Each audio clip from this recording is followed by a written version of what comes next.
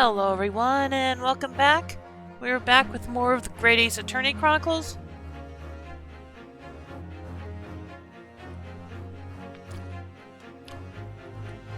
And as it says in the title, we're going to begin investigating the incident at the festival or fair or whatever it was called.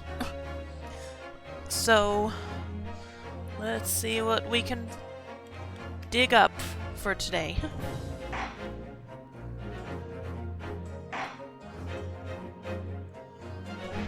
Return.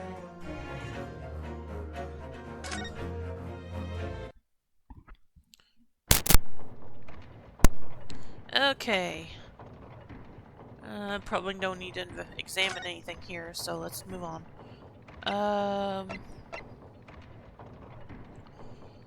Probably should go to the... Yeah, let's go to the prison first.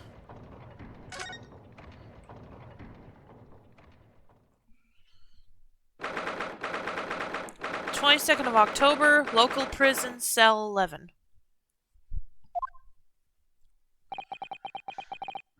The warden said cell 11. That's this one. Objection! Damn it, that is BS! Welcome to the stream, Athena. How you doing?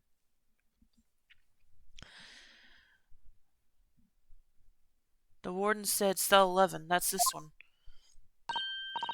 Oh, there's someone curled up in a ball in the back corner. Look! What's his name again? Professor Albert Hairbrain, wasn't it? I'm good, thanks. Glad to hear you're doing fine. Excuse me, Professor Hairbrain?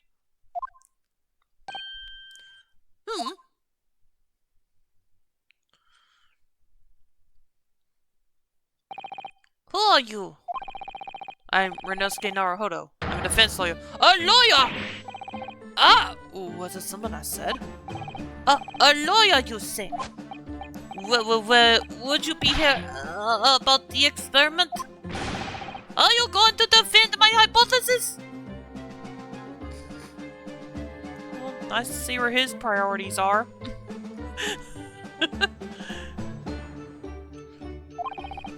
Your hypothesis? Sorry, I don't... Yesterday's demonstration! That magnificent demonstration was... It was an out-and-out success, by anyone's calculations. Yeah, but it also got someone killed? Like I said, I guess that's his priorities.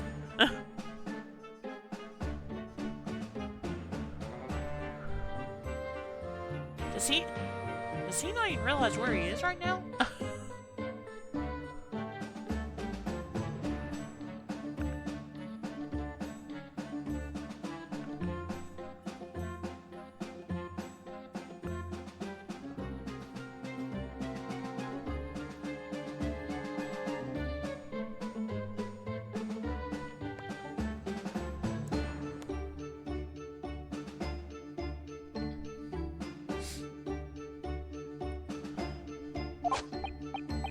But despite that, no one listens! No lawyer believes in the science. When it's explained, they all leave at high velocity. Now's probably not a good time to mention that your zeal made my concentration leave for a while, too.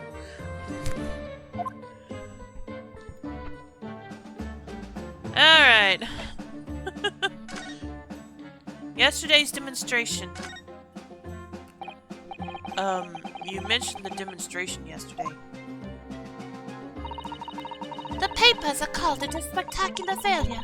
After all, the man died in an explosion, didn't he? Yes, you could interpret the results that way if you really wanted to. Well, I suppose in the strictest sense, the experiment was a failure, but at the same time, it was a great success. You've lost me. I saw it with my own eyes, right there in front of me. Mr. Osmond was spontaneously disassembled. Until then, everything was going exactly as my calculations had predicted. At that point, he should have been beamed to the Crystal Tower by instantaneous kinesis. However, machine exploded and Mr. Asman in fact perished? Yes, I can't deny that part of the experiment was a failure. So what you're really saying is the large explosion that killed Mr. Asman was an accident, correct? Okay, I thought that much was obvious. But the bigwigs had you arrested on suspicion of murder. I was responsible for a man's death. That is the immutable truth here. And for that I wish to be punished. At once! But... Murder? Never in a million years! It was an accident! Simply an accident! I see. Harley and I were talking this morning, you know. He said the situation would change completely, depending on whether it was treated as an accident or murder. How exactly? Well, if it really was an accident, then the professor's machine would be kept in protective custody. On what grounds? Oh yes, it's newly established here in Britain. The Special Dispensation for Scientific Equipment Act. That one passed me by. But if the case is treated as murder, then they'll say... Then they'll say my machine was the murder weapon, and they'll be able to pour over it as much as they like. If they examine it in detail, they'll find out how it's made, and then they'll be able to copy my idea. My precious hypothesis will be stolen. The machine must be protected from that at all cost. That's why it's imperative this whole incident is shown to have been an accident in tomorrow's trial. I see now. Again, nice to know where his priorities are. Instantaneous kinesis. So, in short, there was a terrible accident at the Great Exhibition Showground yesterday. Yes, or rather no. The devil is in the details. Strictly speaking, there was a terrible explosion. Sounds the same to me. Wait, what?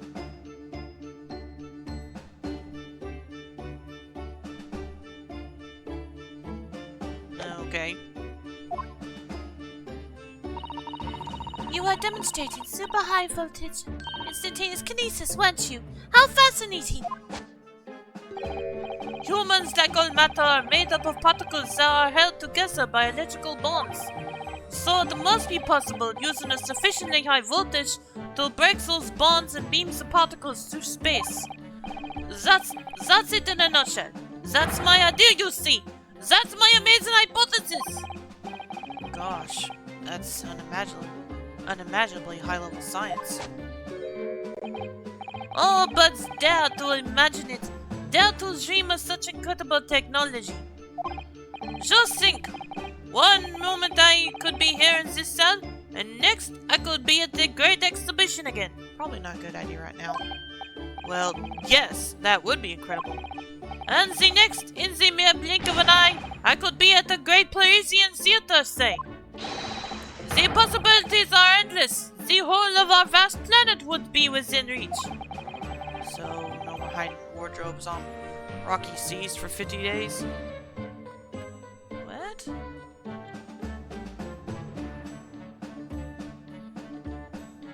That's gotta be a reference to something, but I'm not sure what.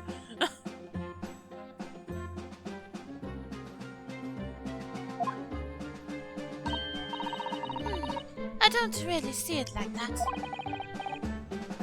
What do you mean, Iris? Well, if you could travel anywhere in the world instantly, the planet wouldn't really seem vast anymore, would it? I think it would feel like it had shrunk. My words, that's exactly right. What are the implications? What does this mean? Oops, that's got the Professor Bunny Brain really worried by the look of it. Clearly it's yet another case of just because you can doesn't mean you should, I suppose. The point is, my calculations are flawless. The science works. But without a practical demonstration, it means nothing. And that's always the fly in the ointment. Because practical demonstrations cost a lot of money. Money that young scientists like you don't have. That's exactly it, yes. Hurley's always complain about it. He says the government should invest more in science. Well, anyway, I bumped into him at the right time. I met the well-known investor, Mr. Asman. The victim who died in yesterday's terrible accident, you mean? The victim. The full name of the man who died in yesterday's accident was Mr. Odie Asman, wasn't it? What exactly was your relationship with the man?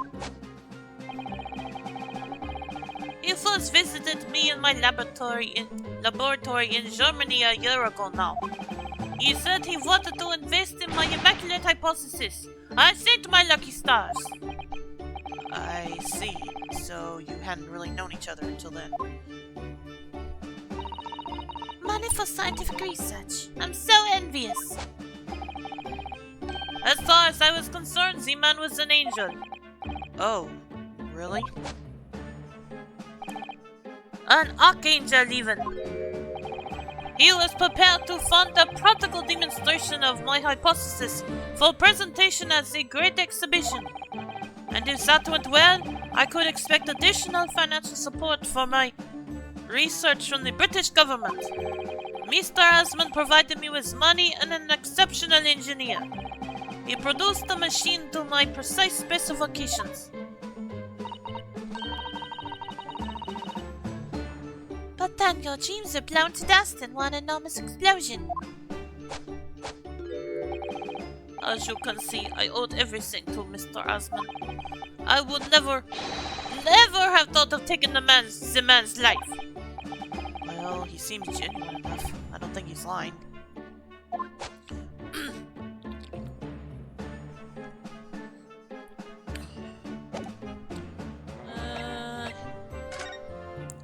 Let's see.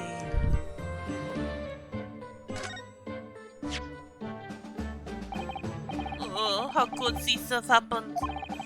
You must feel awful, as well as the man losing his life. The Crystal Tower was greatly damaged too. I know what happened.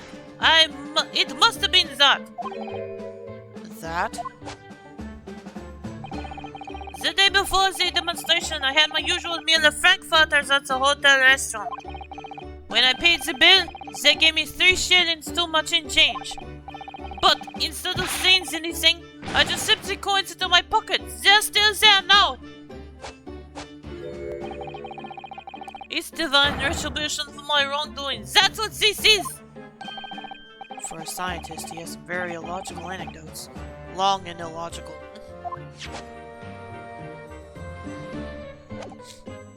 Well, I guess that's all we can do for now. Actually, let me check something on this paper.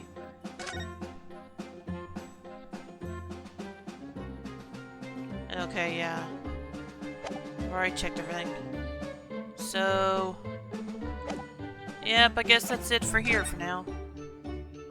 So, off to the prosecutor's office. You haven't been to this place yet. Don't forget to take me with you when you go. The private office of Lord Baroque von Zeeks within the prosecutor's office building. Ooh, this should be interesting.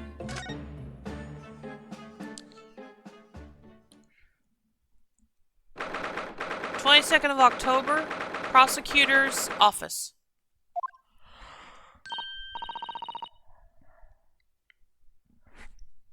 Oh, so this is the legendary Reaper's office.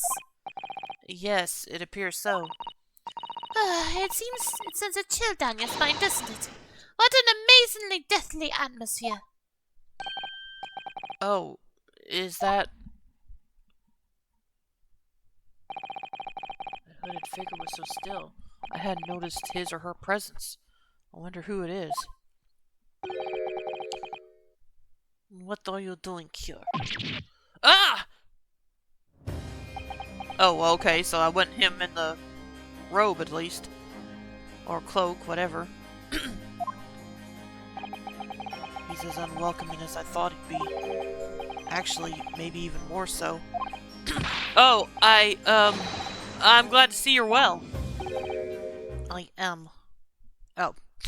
Okay, we're gonna do that now.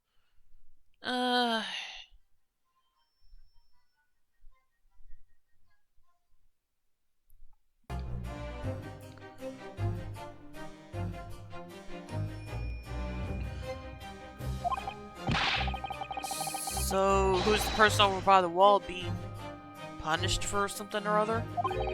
No punishment is taking place here. Yeah, I didn't think so either. What's up? What's up with that, Renosuke? Oh! That's my apprentice. He's sitting there of his own free will. Oh? I didn't know you had an apprentice. It must be the same person who was pictured in the newspaper.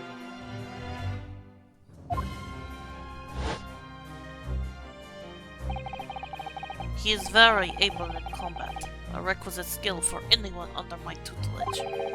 Are you referring to the attack on the Reaper that was reported in the papers? The Reaper? I'd be interested to know the Reaper's true identity myself. Assuming that he is such a fabled fiend that genuinely inhabits our great courtrooms. Pardon?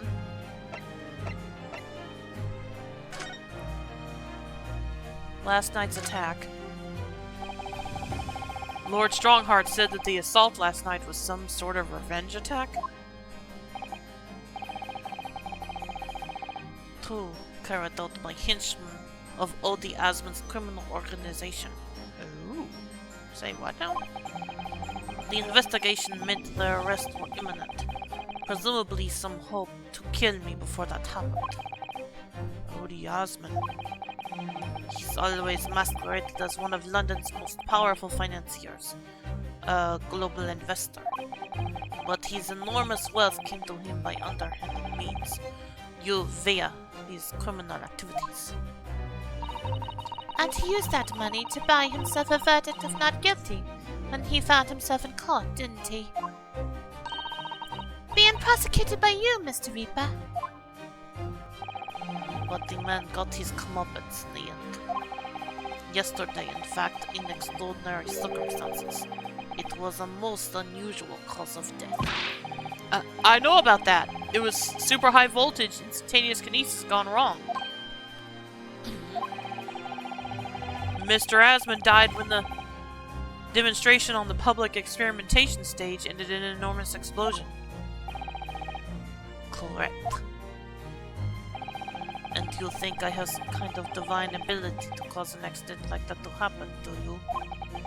Well, no, that does seem a little far-fetched. If this man really is the fabled Reaper, then he has to be innocent of this particular death at least. It's strange how this has worked out, isn't it, Runo? I mean, what with you taking on the Professor's defense for the child tomorrow? What? You're going to be defending him? Oh, yes, that's right. Though I barely know the man's name yet, to be honest. Albert. How old is Iris? Good question. Let me see if I can find out.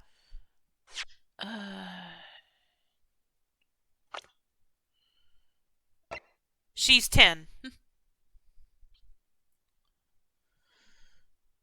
And yeah, I'm trying to do a younger voice for her, but doing that and the accent makes a little bit of a challenge.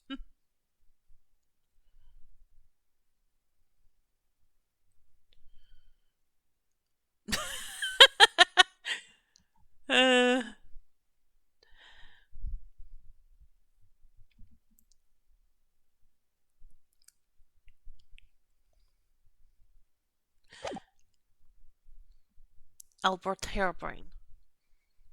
I want to know why that's... I'd love to know more about why that's his surname, but oh well. That's right.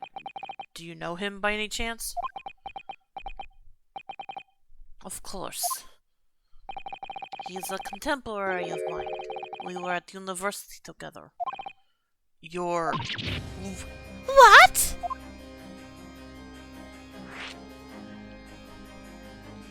I was going to ship me and her, but I can't catch a case. Aw, I'm sorry. She is cute, though. Let's see, your contemporary. I'd understand the Professor Harebrain was from Germany, though. Harebrain's from a respectable British family. Oh. After graduating from the University of London, he moved to Germany to carry out research, that's all. Guess I gave him the wrong accent then. Then again, I have been for Von Zeeks as well. So... guess I might as well stick with it. So, you were students together? I was in the Faculty of Law, of course, and he in Science, so our paths rarely crossed. But curiously, we got along, though I've not met him since my university days. I certainly didn't expect our next encounter to take this form. And with you, of all people, representing him. Only if I make it out of this office alive. He's actually been charged with murder, it seems. Yes, I know, because the prosecution, yeah, of course it's you, will be handled by me. By you? But you made it sound as if you and the professor had been friends. We are friends, it's true. Then why would you do this? If the Reaper is the prosecutor, there's nothing anyone can do to save him. He's doomed!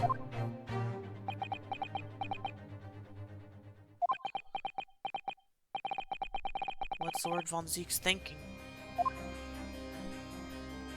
The Reaper's identity. What do you mean by what you said before?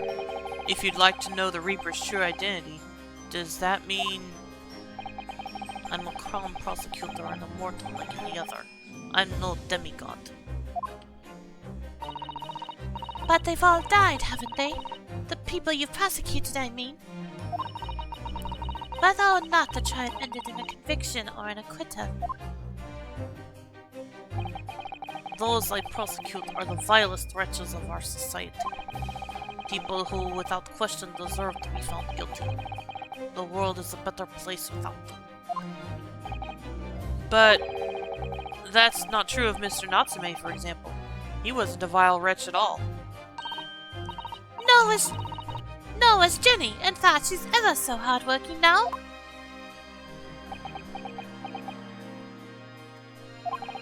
I wonder if we're going to see her again in this game.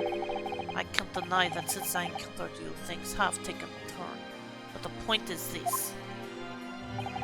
If any of those vile wretches that escaped justice subsequently died in mysterious circumstances, it was at the hand of their own kind. It's not my work. Lord Strongheart said the same. He believes you're not involved in any way. But you were attacked by those ruffians because they believe it's true. The fact is, since people started to call me the Reaper or the Bailey, the number of serious crimes in the capital has dropped substantially. Oh! It would appear that even the most hardened criminals can be made fearful for their lives. Do you mean to say... I mean to say that if my pseudonym serves a useful purpose, I adopt it gladly, and with honor. But it's putting you in danger! You could be killed! If that is my fate, let God decide. Lord Von Zeeks.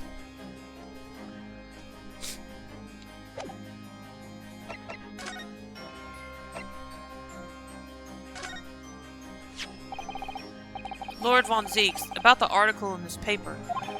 Oh yes, it seems there was a reporter nearby when that little skirmish took place. I had no idea I'd been photographed. It was careless of me. It looks as though it was taken after the people who attacked you had run away, though. Rest assured, the police have already apprehended every last one of them. But there's someone else fighting alongside you, it seems. And I think it's the same man who's sitting over there as we speak, isn't it? As I mentioned already, he is my apprentice. Perhaps you could tell us a little more about him?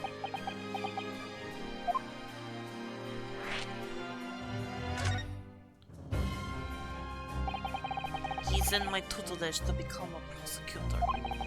So you could say he's my apprentice, I suppose. Well, you're the one that's been saying that, but okay. Ah, like you are to Hurley then, Reno. I don't remember taking an apprenticeship with a great detective. He's currently compiling a report about last night's attack. Actually, how old is Von Zeeks now that I'm thinking about it? 33, okay. I thought that might be a little young to take on an apprentice, but then again, with his lifestyle, who knows?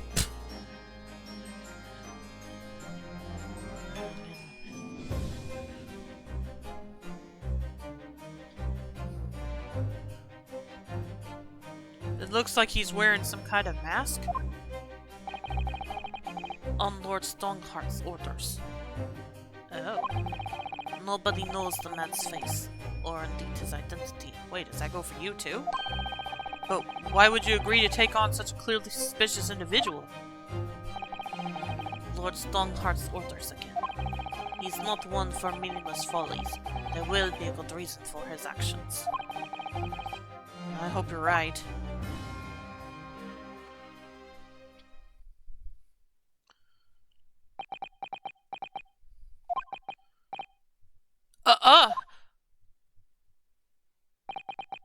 The task is complete.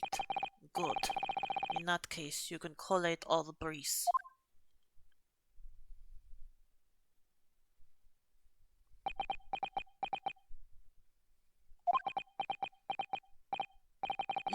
Nice to meet you.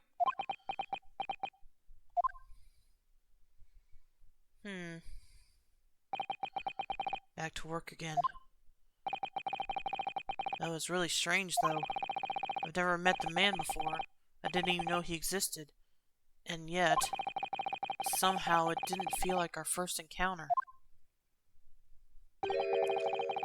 Don't bother trying to converse with him. He says nothing to anybody from outside his office. Lord Strongheart has strictly forbidden it. Oh, I see. Why are you so interested in my apprentice anyway? Oh no! I mean, sorry, I didn't mean to. The way he stood there so casually, yet with that flawless posture. It couldn't be.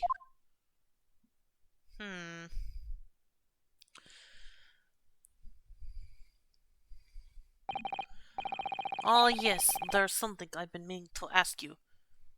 He is innocent, I tell you! Yeah, let's hope so. Or not, depending on what we find out later. Oh yes, there's something I've been meaning to ask you. Oh, what's that?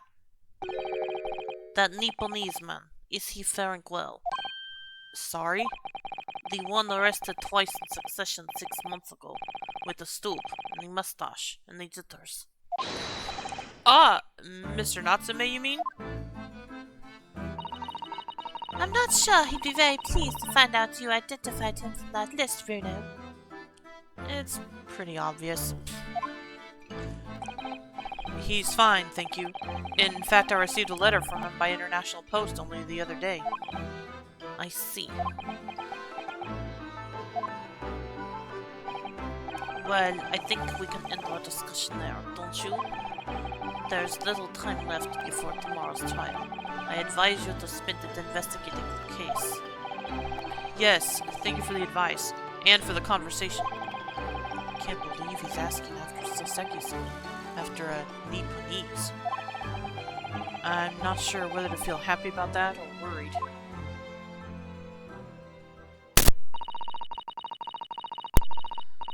never imagined that Mr. Reaper would be friends with a mad scientist, did you? Well, that's a ton up for the books. A mad scientist? Ah, you mean Professor Harebrain? Yes, it might be worth quizzing the professor about his relationship with Lord Von Zeeks, I think.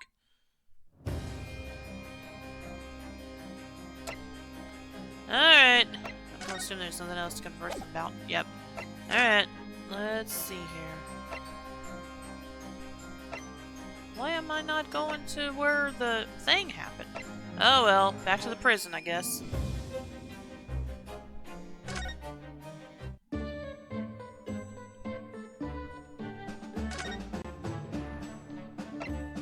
The Reaper's varsity years. I understand Lord Von Zeeks is a friend of yours from your university days. Yes, that's right. You were studying law whilst I was studying science. What was he like back then? A good question. Unassuming, gentlemanly, an all-around nice fella, really. Sorry, I think you misheard me. No, I don't think he did. I'm talking about the cold-hearted, merciless prosecutor Baroque Von Zeeks. Well, he has known him longer than you, Renosuke, so I'm sure he knows something you don't.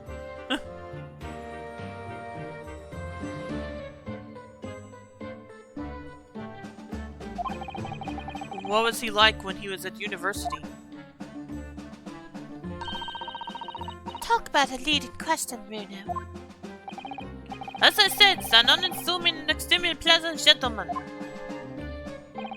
After all, he is the little darling of the Von Zeeks family, with all its great aristocratic origins. I didn't realize he had quite such noble blood. Little darling. Yeah, I think that's the part we should be more... I will agree with Renosuke that we probably should be more surprised about that than what Iris took away. It was a bit of a shock when I came back to Britain and learned what he had become. The Reaper is a Bailey, no less. Yes, that's right. I did hear, though, that there was a very big event in his life that completely changed him at the graduation. Really? What sort of event? Ah! I'm sorry, but I don't know anymore. I wasn't in the country at the time. I was in Germany already. Oh, yes, of course.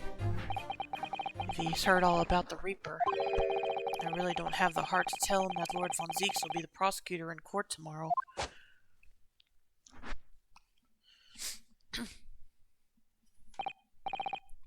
So, Professor, let me just make absolutely sure I've understood you properly. The huge explosion that occurred yesterday, that was an accident, you're saying? You had no intent to harm the victim, who is in fact the sole investor in your work. Is that correct? As correct as 2 squared is 4. I swear it.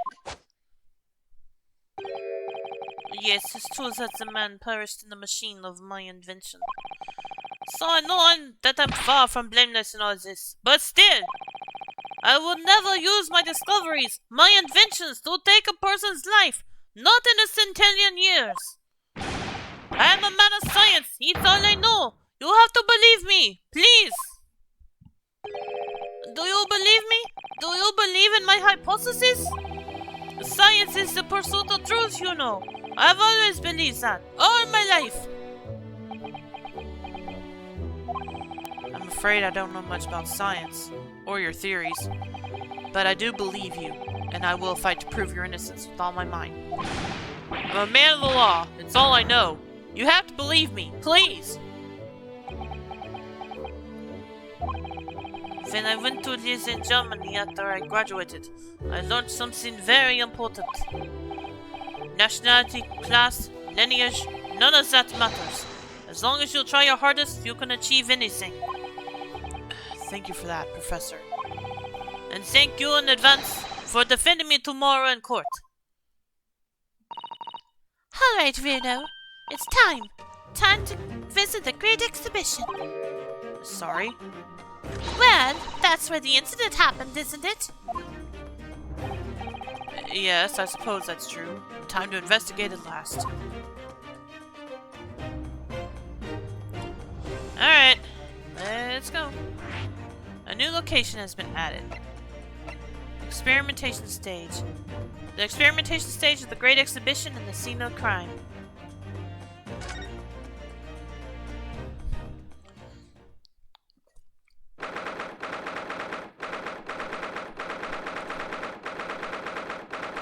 The 22nd of October, the Great Exhibition Grounds, foot of the Crystal Tower.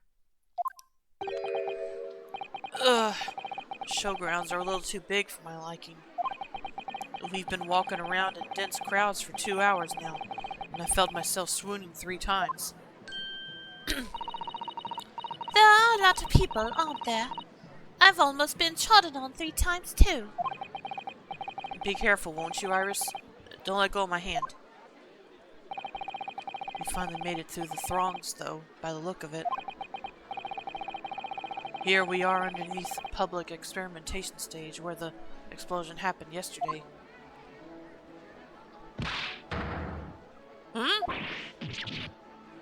What? What's that? I can hear voices from up on the stage. It sounds like an argument.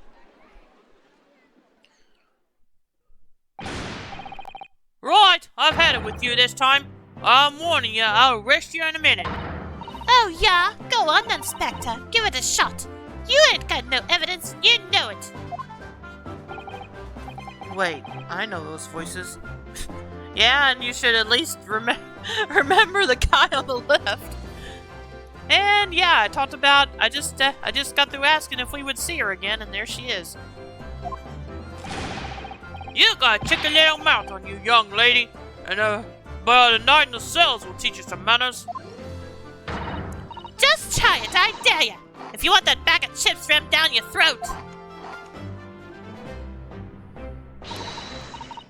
Yoo-hoo, Grexy! What are you doing up there?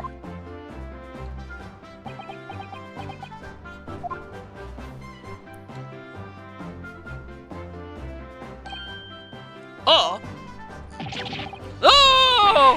It's you! Here! You're here! Here you are! You! Here! Your ladyship! What? How are you, your ladyship? I do hope you're well, your ladyship. Does that make her 3 times a lady? I'm not well at all. It's far too busy everywhere. I wanted to ride in the balloon, but there was a 3-hour queue. Unbelievable! I'll go and have a word for you at once, your ladyship. You'll be flying as high as a kite in no time once I pull some strings for you. Tobias Gregson, an inspector at Scotland Yard. Until recently, he was suspended from duty, but it would appear he's back in action now. He's actually quite well known, appearing as he does in the adventures of Sherlock Sholmes. And for that reason, he can't say a word wrong to the story's author, Iris. Oh, okay. But there are limits, surely. Or there should be. Watch it, sunshine! Sorry. What gives, then? Don't tell me you're on this case. Yes, I'm acting for the defense. So we're here to investigate. Dear me, that's the situation, is it? Is it really that troubling?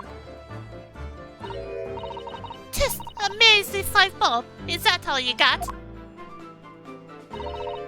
You're a lawyer, ain't ya? You can stand to carry a bit more copper around in your pockets, Mr. Nara Odo. Otto? She says it. What? Hey! That's my last bit of spending money, that is! You can have it back, but I'll have to charge you for all the bother. 3 bob. This is Gina Lestrade, a pickpocket, or diver, born and bred in the East End of London. In the case that led to my own suspension 6 months ago, this is the young girl I was defending in court. What What's your problem, eh, Aldo?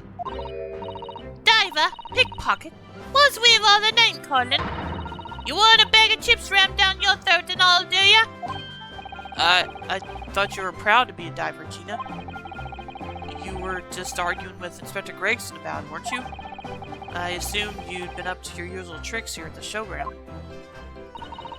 That ain't no way to talk to a lady, Otto. Oh, half a year's a long time. People can change. I'm an apprentice now, learning to be a Scotland Yard detective. Oh, okay. So you'll have to call me what everyone else does. It's Inspector Lestrade now. Ah, okay. Inspector? That badge is homemade, surely. Very professional if it is. The inspector part isn't entirely accurate. No one calls it that. For what it's worth, anyway. Investigating is off the cards for all of us. What's that supposed to mean? Right, well, I'll be back up top. You hold the fort down here, alright? Right, sir.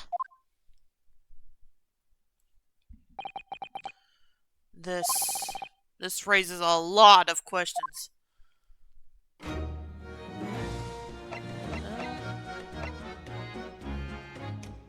Actually, let's examine first, huh? Oh, look, what's this? A red piece of cloth? It's not like any fabric I've ever seen before. It's very thick and stiff. It looks extremely durable. It's canvas, I think, with some sort of rubber backing. And the edges appear to be a bit charred as well. Maybe that means it had something to do with the explosion. Let's make a note of it while Jenny's mid-yawn. The piece of green cloth has been entered in the court record. A torn piece of canvas-like material backed with rubber that was found under the experimentation stage at the exhibition grounds. There are scorch marks at the edges.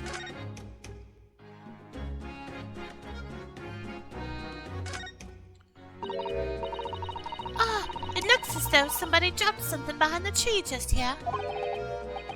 Dropped or hid? What is this? Some part of the machine that exploded? Maybe. It could have fallen from the platform above in the blast, perhaps. What's going on here? Oh!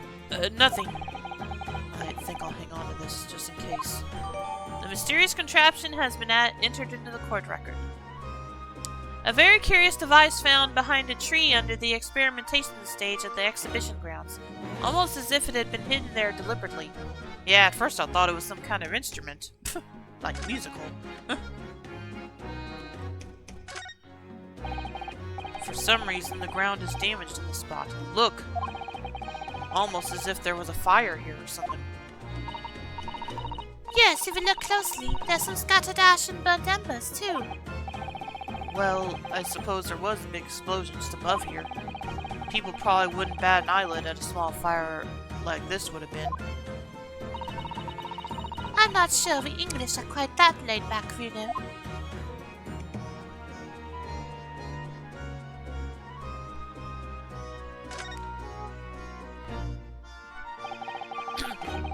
This platform must have been set up for the experiment, I suppose. It's very high up.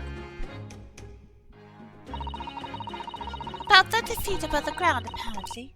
That's what the police officer just said, said. I don't really understand feet very well.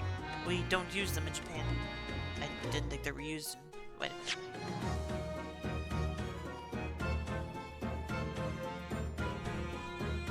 I didn't think they used it in Britain either, but what do I know? Oh yes, sorry. It's about 9 meters. But soon you'll have been in London a year, Bruno. It's time you got used to our measurements. Yes, well, this thing is so tall, the spectators at the front would just have seen a wall and nothing else. They probably thought they'd secured the best spot to watch from, only to be disappointed. There's a saying in Japan, the darkest spot is right under the lighthouse. I feel like it probably applies here.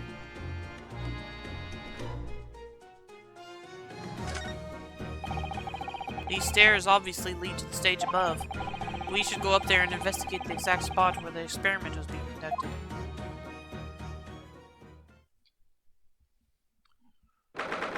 22nd of October, the Great Exhibition Grounds, experimentation stage. So that's it, is it? The machine that blew up. Oh, it must have been a magnificent explosion, and I've seen my fair share. You've seen things like this before, you mean? Of course, Hurley's always doing experiments that end in a bang. In fact, in his own words, explosions are the very essence of chemistry. That might explain the smell of burning that frequently comes wafting up the stairs. One time, he made something that exploded with such force, it took the roof off the building. I wish you'd been there to see it, Reno. It's hard to get too excited about that, given that I now live in the roof. Yeah, let's hope that doesn't happen again then. Well, anyway, that's enough about that. It's time to investigate.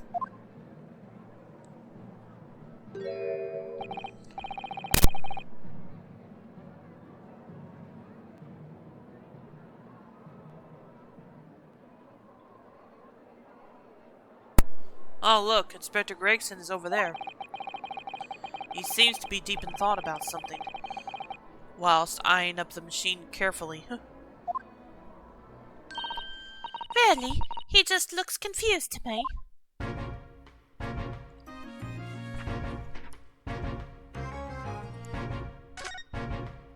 Okay, looks like we got quite a bit to look at here. It ripped itself apart magnificently, didn't it? Magnificently and mercilessly. So someone stands in the middle of the machine to be disassembled and then beamed through the air. Yes, beamed. Not blasted. That's the point. Yes, that part's crucial, really. Is something like that even possible, though, Iris? Oh, Reno, I'm just a child. How should I know? A child when it suits you, mean? From what I can tell, I think if you were to pull this... Stop! Don't touch that! Wait, what was she... Now let me... If you were to pull this lever here, okay. I didn't get to finish what she... reading what she said. That is practically instantaneous kinesis the way you flew over just now, Gregsy. Please, your ladyship, I didn't mean to startle you, but I can't let you touch anything up here. So sorry. You can have some of my latest special blend to make up for it.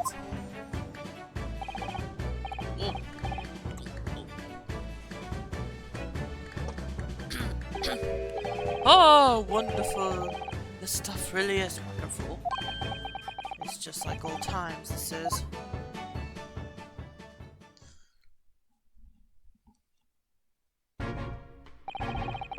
We're representing Professor Harebrain in court tomorrow, Inspector.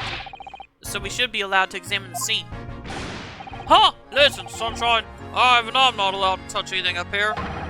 It's that blasted special dispensation for Scientific Equipment Act to blame. It's driving me potty. Oh yes, that special dispensation. The professor mentioned that too. More red tape's all we need. I don't know what the government thinks it's playing at sometimes. But we're all allowed to just look, aren't we? Eh? Surely that's all right, isn't it, Gregsy?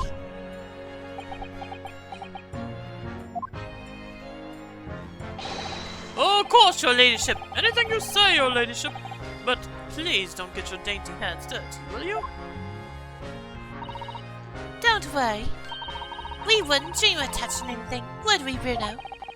She really knows how to get what she wants.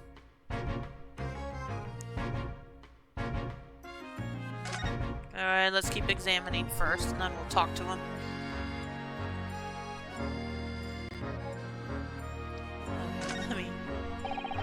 Considering how badly damaged everything is, Professor Harebrain was lucky to escape unscathed, I'd say.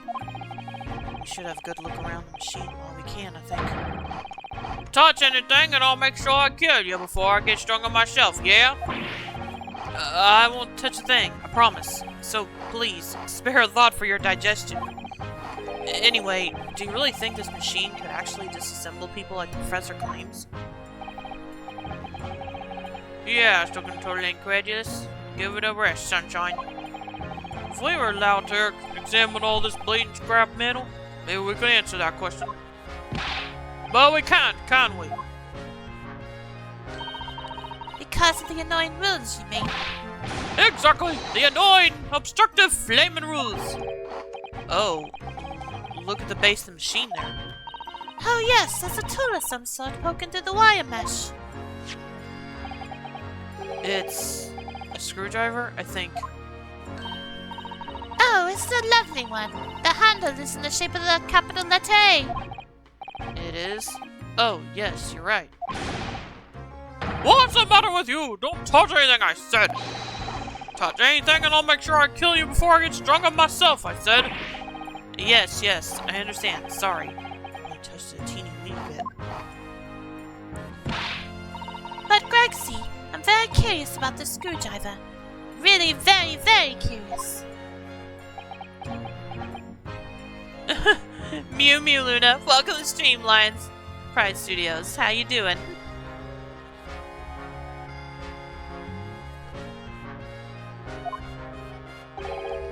Of course, your ladyship. You're so clever, your ladyship. Fancy spotting something like this. Tired, just finished another chapter. Nice. Congratulations on that.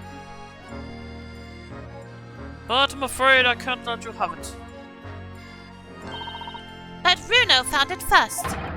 I assure you, I'll be investigating it thoroughly.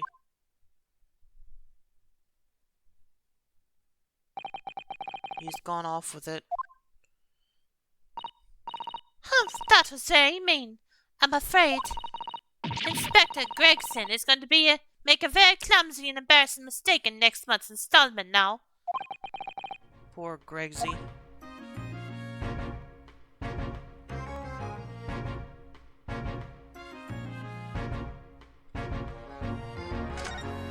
Alright, check that. So not badly damaged. I thought you left. Get out of here.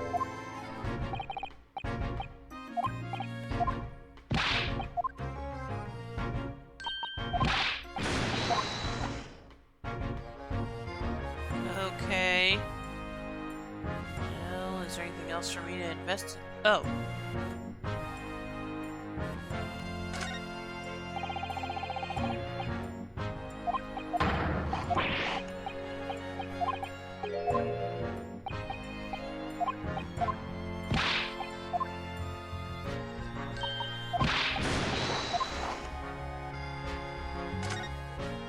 Ah, here we go.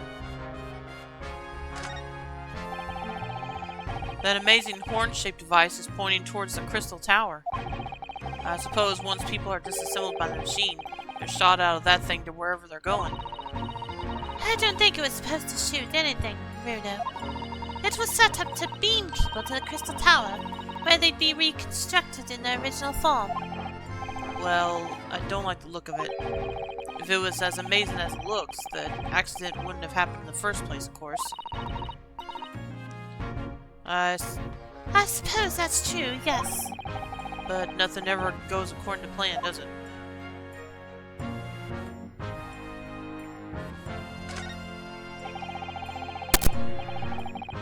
So those are people carrying balloons dangling silently in the skies over London. I always thought the day would come when humans would discover how to fly. But I never imagined it would involve them being suspended from colorful floating Tamari handballs. I'm sure it must feel amazing being up there among the clouds. Let's take a ride together, Runo. Please? If I'm being perfectly honest, I would like to try it. But without a cast iron guarantee that the thing won't plummet to the ground, I'm too scared. Oh well, in that case, I should tell you what Hurley said. It's physically impossible for a flying balloon to plummet to the ground. as long as it doesn't explode. Yes. Call me crazy, but I think that exploding part might play on my mind a little.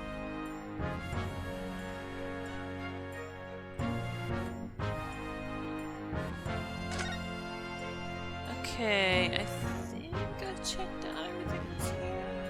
Oh, no, I haven't apparently. There are all sorts of strange buildings here in the Great Exhibition grounds, aren't there? I seem to remember something similar being exhibited in Japan one time.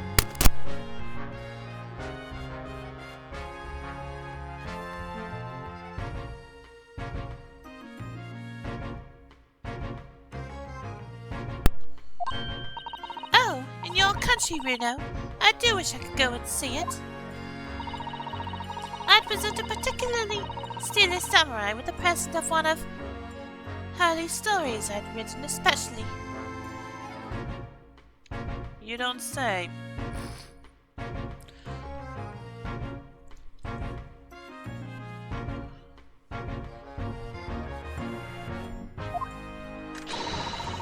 And see if I couldn't get Harley into a jam against some Baritsu Master Ninjas. Or Batitsu Master Ninjas. You might not find as many of those sorts of people around as you think. Oh, well, that's dull. Oh, but I do know a prosecutor with a Sean Mage top knot I could introduce you to. Or Sean Mage, I guess. A Shamage, really? Do you think I could have my picture taken with him? Do you? Assuming he's recovered from the trim Cosma gave him a year ago. Yes.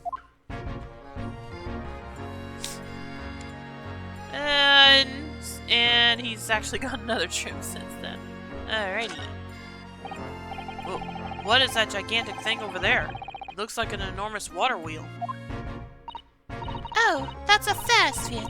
There'll be people riding inside those little cabins you can see. Why? Well, they rotate nice and slowly, so it's a wonderful way to see the surrounding scenery. Wait, it's turning? But it looks completely still. Yes, that's because it's turning so slowly. One complete revolution takes about half an hour. If you were mad enough to go on one, it would be more fun to whiz around fast, don't you think? I feel as though you might have just invented a new sort of ride there, Bruno.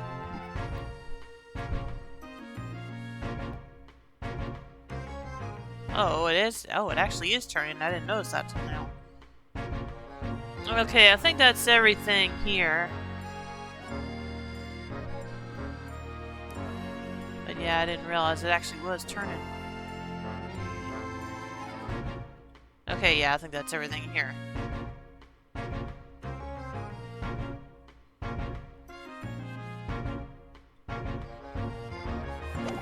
So, now we need to talk to him. Government policy. Using high voltage electricity to somehow disassemble a man's body. And then beam him across to the Crystal Tower. It's an extraordinary thing to attempt. Especially in public. True, it was by far the most unusual of the experiments planned for the exhibition, mind. To be honest, I'm a bit surprised it was allowed. Carrying out something so dangerous with so many spectators present, I mean. The government's doing everything it can to promote new science and technology at the moment. They are more worried about being ahead of the game than the odd spot of public safety infringements. If they can be the first to develop some new technology, it makes Britain more powerful in the future, you see? Yes, I suppose that's true, in a way. So the powers that be are placing a heavy emphasis on scientists' rights at the moment. What sort of rights? They are making it so that any theories the brains have remain their legal property, as it were. Right through developing it into a practical idea and even going into production. Which is the infuriating reason us coppers aren't allowed to touch this crime scene. Because a new highfalutin special dispensation for Scientific Equipment Act forbids it. Ah, I see now. The only people with permission to investigate here are from some brand new department at the yard. The forensic investigation team is called. We've been relegated to keeping guard. The forensic investigation team. Any old fool can see that this heap of scrap metal was a sham to begin with. But just because it says scientific equipment on the paperwork, we can't do a flaming thing with it. Poor Gregsy. He's very hit up, isn't he? Special dispensation.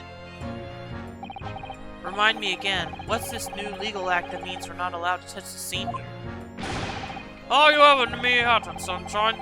It's a special dispensation for Scientific Equipment Act. Yes. I think Harley mentioned that recently. With a real twinkle in his eye, as I remember. I'm sure he did, Your Lordship. I'm sure he did. Passed especially for the great exhibition it was. All scientists have to do is present their ideas or inventions to some suits in the civil service. And if it gets rubber stamped, that's a guarantee of rights to maintain the invention's confidentiality. What does that really mean? Think about it. Think of all the world-changing new inventions on display every day at this exhibition. Although a good half of them are a load of cobblers, if you ask me, put forward by shammers like yourself. Thanks for that. Oh, I love how absurd some of the inventions here are. It's all so fun. It might be fun to you, but a member of the force has to be present at every single demonstration. Can you imagine, eh? Hang science, that's what I say. Oh, I don't think so. That sounds like my dream job. You'd soon think otherwise after spending the day guarding all these shammers' bogus contraptions. But if they're all bogus, how can anyone hope to demonstrate them? There'd be no point. Yeah, well, there is a point, sadly. Sorry. Thanks to another of our government's bright ideas.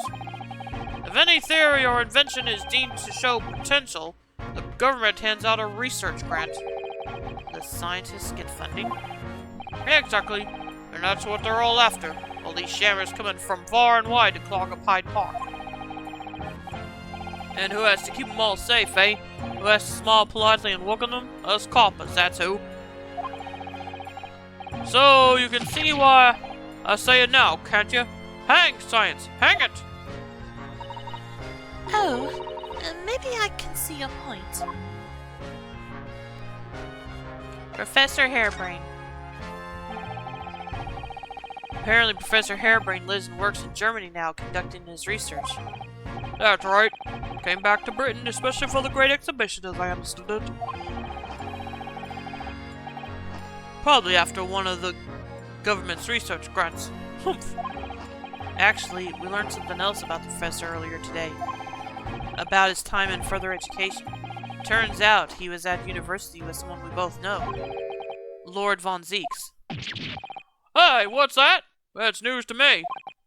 But if Von Zeeks demands the prosecution, then as the accused, the professor's fate is sealed, because the Reaper will get him one way or another. Blimey, that man's beyond me. I don't know what goes on in that head of his. Talking of Van Zeeks, this morning's paper ran the story of him being attacked. Read that? Oh yes, but Mr. Reaper is completely fine. Nothing to worry about. Yes, right. Glad to hear it. Still, the Reaper, huh? How long's that business gonna keep up, I wonder? The mystery of the Reaper. The victim of this case, the investor, Mr. Asman. He was another of the Reaper's victims. Or so I heard. Lord Baruch von Zeeks is a top-class prosecutor. But even he can't always push the right verdict through. Sometimes justice can't win. Yes, I've heard about jurors being bribed and evidence being falsified. And that's how the notion of the Reaper of the Bailey came about, isn't it? Obviously, Scotland Yard suspected Von Zieks initially. We all assumed he was taking matters into his own hands if he failed to seal the deal in court. Although the man himself denies that charge. Well, we done a very thorough investigation, and the conclusion we reached is that Lord Von Zieks is in no way related to the deaths of those people outside the courtroom. There's no question in my mind. I'd stake my reputation on it, I would. But if that's true, then how do you explain it? All those defendants couldn't have just coincidentally died if nobody killed them. I know that, but I can't explain it. It's a mystery after all, isn't it? That's the whole point of the Reaper. Professor Harebrain mentions something else. He said that at university, Lord Von Zieks was a totally different person. Easygoing and kind. You what? He said that it was after they both graduated that something happened to change the man. Do you have any idea what it was? No clue. Really? Look, I got my hands full watching over this frustrating crime scene. Why don't you go make a nuisance of yourself elsewhere, eh?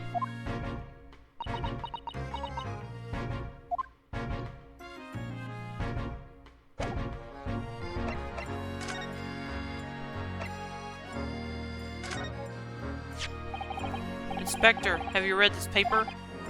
Yeah, two unwelcome blasts back to back. This one at the exhibition and the Reaper getting attacked.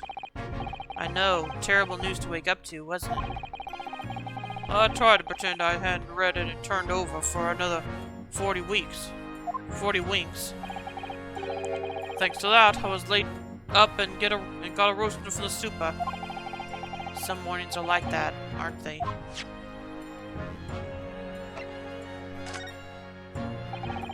As a detective, what do you make of this? Personally speaking, 9 times out of 10 I find clues turn out to be red herrings. So there's every chance that it's totally irrelevant. That's actually a fairly persuasive argument.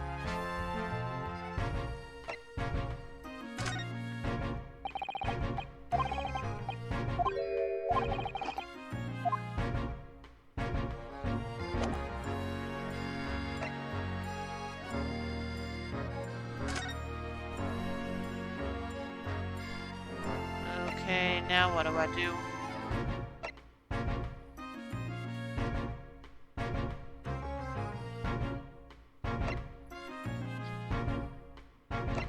Not sure where I'm supposed to go now.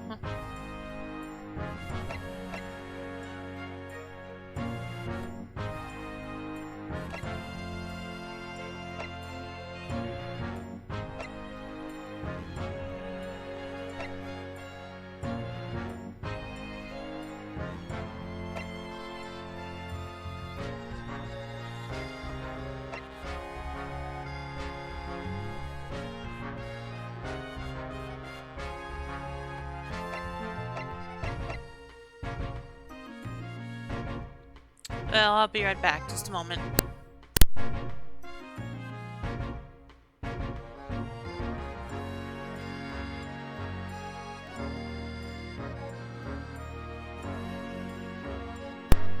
Go back to experimental stage. Okay, I will when I get back, Reed.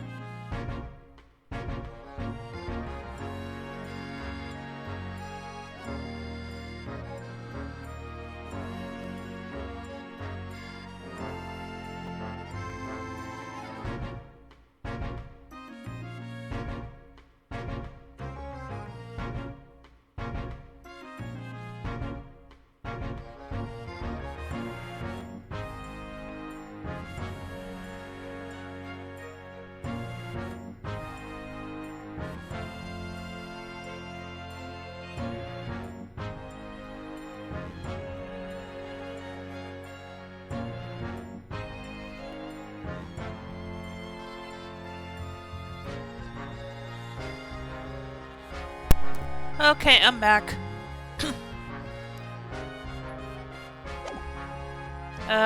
What exactly are you wanting me to look at? Because I think I've already... That's not what I meant to do.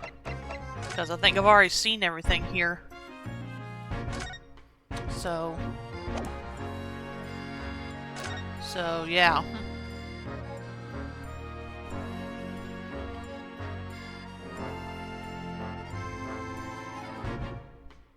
Thanks for the hydrate, Athena.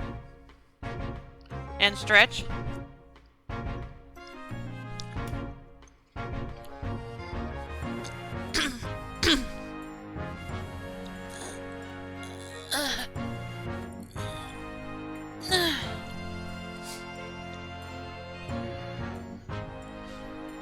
But yeah, I think I've already looked at everything here, Rain, so I don't know what else what I might be missing.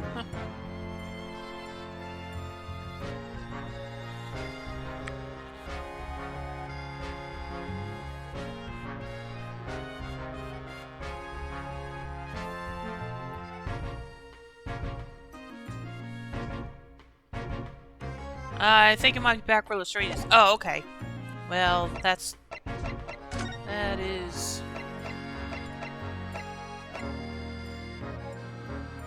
How do I get back down there?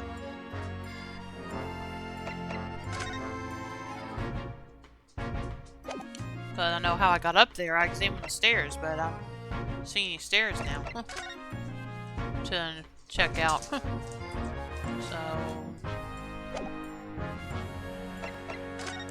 I guess I'll see what this does.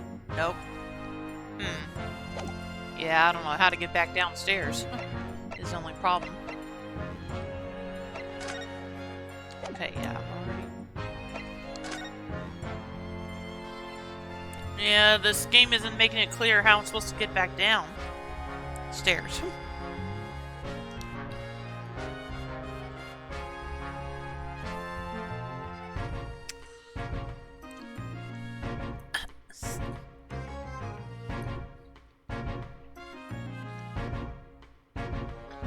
I guess I'll just move somewhere else and then come back.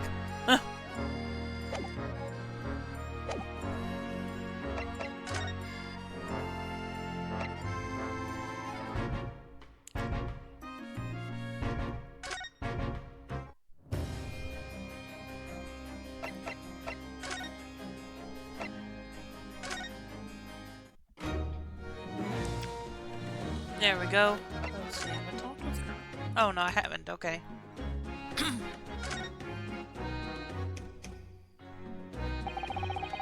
It was 8 months ago now that I first encountered Gina in connection with the case I was working on. At the time, she was living in the East End with a group of other orphans. She helped all of them survive by pickpocketing, but then she got embroiled in a murder. I had a lot of time to think in prison. I realized I couldn't go on like I was. The diving wasn't working out. Oh, I'm so pleased to hear it, Jenny. Well done. So, you went from being a pickpocket to a detective? You got it. Good, isn't it? Inspector Lestrade. Sounds like something out of a book, eh? Yeah, it does, actually. Talk about a sea change. And then there's Iris' old man to think about. Iris' father, you mean? Yeah, I promised her, didn't I? I said I'd get all the police forces around the world to pull out all the stops looking for him. Just a small promise then. Nothing serious. Why have we not told her? Oh well. Oh, Jenny, you're so sweet. So anyway, that's how I Got my aid to go at the test for Scotland Yard. Only trouble is, I don't read so well, do I? Just a small problem. Nothing serious. And that's when Hurley approached Gregson and asked for help. So the inspector said he'd take full responsibility for Jenny and made her a sort of apprentice. That was very magnanimous of Inspector Gregson. And brave. Well, you know Hurley. He enjoys finding ways to make people do what he wants. The great detective likes digging for dirt, in other words. So, the long and short of it is, if you got questions about the case, you can ask Inspector Lestrade. Right then, Inspector. Actually, there's still a big mystery surrounding Gina, isn't there? Oh, what, Bruno, what? Well, 6 months ago, Gina was the defendant in a trial prosecuted by the Reaper. A trial in which she was found not guilty, and yet here she is still. Come on, you're not still on about that, are ya? The Legend of the Reaper or whatever it's called? God, you don't have to worry. Otto? If I didn't half worry, there probably wouldn't be a whole lot of you left. It's like I told you before, isn't it? The Reaper's kinda like him upstairs, so he knows what I'm like on the inside. That I ain't really done nothing wrong. Nothing wrong might be a stretching up point. What about Mr. Natsu in Japan? He's perfectly fine, isn't he? Well, that's true. Perhaps the Reaper is more discerning than I thought. Exactly, so I'm worried. I'm totally fine. Yesterday's incident. God, it was out of this world, it was. The brainy bloke pulled a bunch of levers on his machine, and suddenly it started billowing smoke. Then it just went pop. I ain't seen a bigger, better experiment here yet. Sorry? You mean you saw it, Jenny? With your own eyes? Yeah, of course. The boss is in charge here, ain't he? Of keeping everything running smooth, I mean. The boss being Inspector Gregson, I suppose. That's going to take some getting used to. So all I have to say is that I'm on duty, and I can do whatever I want to. Get this! I was up in one of them flying balloons when it happened, watching it from above. No, you're so lucky, Jenny. Maybe I should join Scotland Yard too. Yeah, do it. You know how to put the boss in his place already, right, Iris? You'd have no trouble at all. Then it's settled. When do I start? No, you can't join Scotland Yard, Iris. We'll see. Anyway, what I don't understand is this. If the machine exploded so spectacularly, how can Professor Bunnybrain still be claiming that his experiment was a success? Oh, right. Well, it was a success, in a way. It was. Couldn't it have been?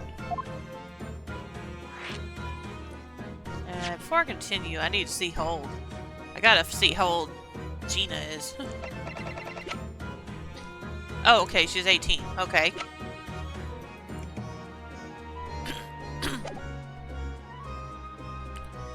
Successful experiment? Surely after the whole machine blew up, no one could call the experiment a success. It's like I said, it did sort of work. I mean, yeah, there was a whole load of smoke in that whopping great bang. But where do you think they found the victim's body, eh? In the Crystal Tower over there. What? The tower? I take Gina then. Okay, that's fair. Sounds good. I was just wondering how old she was to be able to be taken on as an apprentice in Scotland Yard.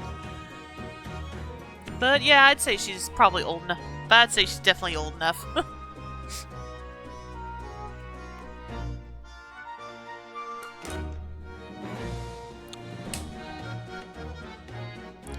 Hope you don't mind the accent I'm giving her then.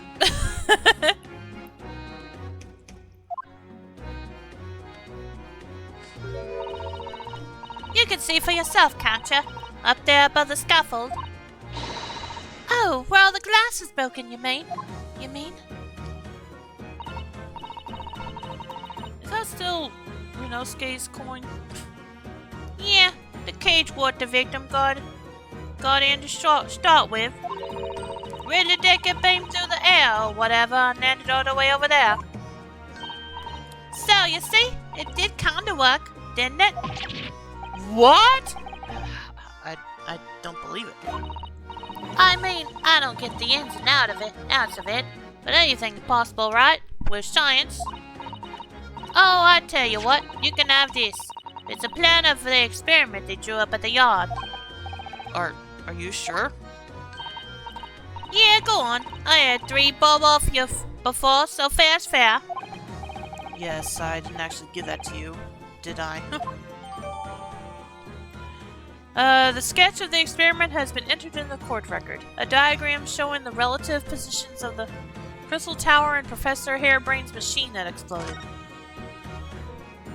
Alright. Something Inspector Gregson said before seemed a little strange. For what it's worth, anyway. Investigating is off the cards for all of us. Yes, naughty old Gregsy ran off after that without explaining himself. Oh, right, that. The boss said no one's allowed to investigate that weird machine what blew up yesterday. Well, that's not fair. We're representing the defendant.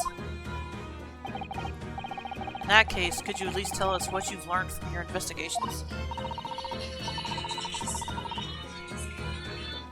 Nah, you're not getting it. You ain't allowed to investigate neither. Why? What'd the boss call them again? The Forensic Investigation Team, I think. Anyway, apart from them lot, no one's allowed to lay a finger on the scene. Bit funny, isn't it? So even Scotland Yard's own detectives can't investigate. Yes, I've never heard something like that before. I thought I could have a gander at them on the quiet though, but the boss called me at it. You probably heard him giving me an earful about it before from down here, didn't you? It's not blatant fair. I think you were giving him as much of an earful back as I remember it. Yeah, well, sometimes I think it's all them chips what makes him so stubborn. You say something to him, Otto. Go on, see if you can get through to him. He's up on the platform above us, is he? Where the machine that exploded is. We can try, can't we, Reno? Gregsy will listen to us.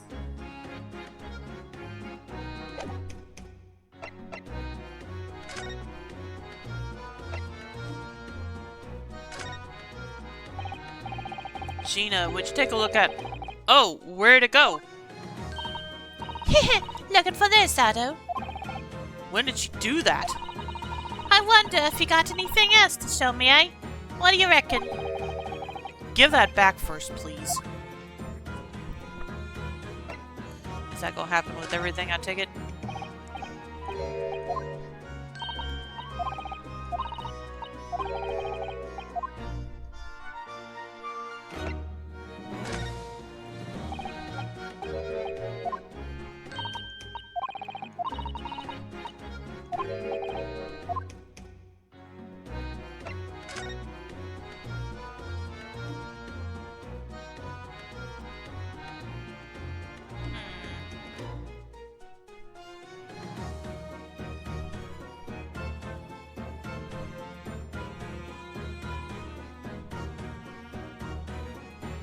Okay.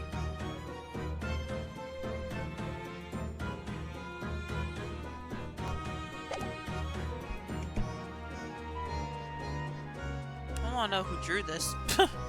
Anyway. Okay, yep, she's done anything to say about any of the evidence.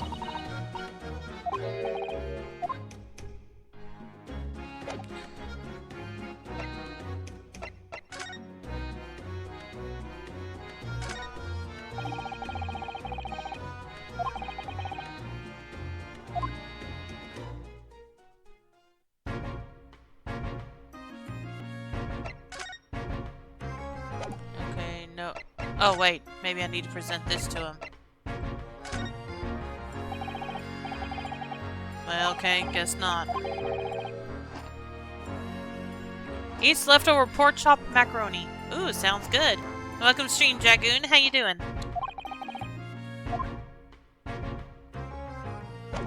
Okay, I guess that's it.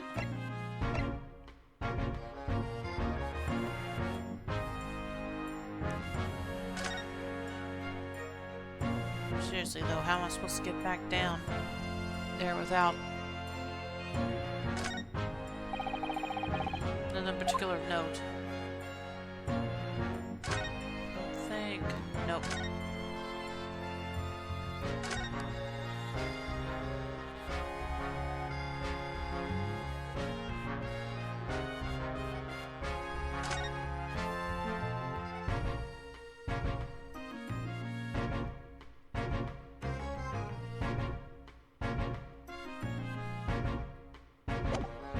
So yeah, I don't know what else I'm missing at this point.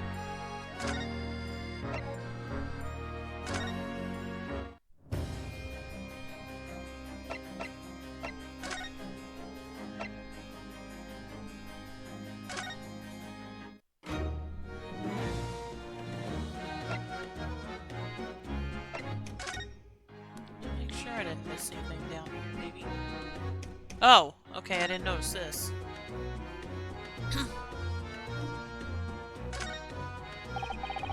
The Crystal Tower. It's certainly an apt name. It was built to be the focal point of the exhibition, and it definitely is, being so tall and with all that glass. I can't imagine a building like this ever being erected in Japan. Give it a little while. There are lots of exhibits inside the tower as well, apparently. Of course, there's an observation deck, but there's also an art gallery, a zoo, and a museum. But I heard you have to queue for 3 hours just to get through the doors. Well, at the moment, the shattered glass from the failed experiment may well be the biggest draw. And thanks to that accident, the whole tower is shut. Suddenly, it's not the Crystal Tower anymore, but the Crystal Glass Shower. Apparently everyone's taken to the skies now to look down on the disaster from above instead. But there's a 3-hour queue to go up in the balloon now. Londoners must be very patient people.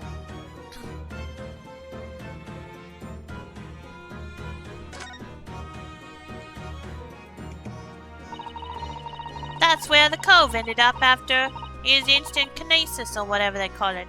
Dead, of course. And yet they're calling the experiment a success? What's the wooden scaffold there for? The coppers, our lad, set that up after the incident happened. To get the body down, I think. Don't know, really. Didn't you help to erect the scaffold then? Nah, lookout duty's more my thing. Wander around the exhibition and keeping a lookout for the fun stuff. Mind Gregson doesn't hear you saying that, or I'll give you the boot. It's incredible though, isn't it? I mean, could the victim really have bridged that gap by some sort of invisible kinesis?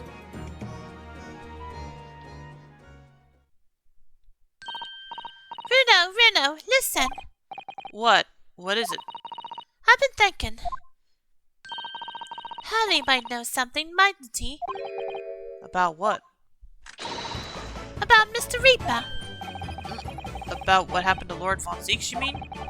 Because it sounds like something very significant occurred after he graduated from university. Something that completely changed his life. Maybe, but I have no idea where to find Mr. Sholmes at the moment. He's in the middle of some big case, isn't he? Here, this is what you need.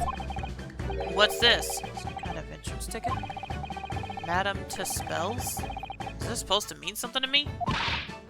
You don't know it? It's the most popular attraction in London at the moment.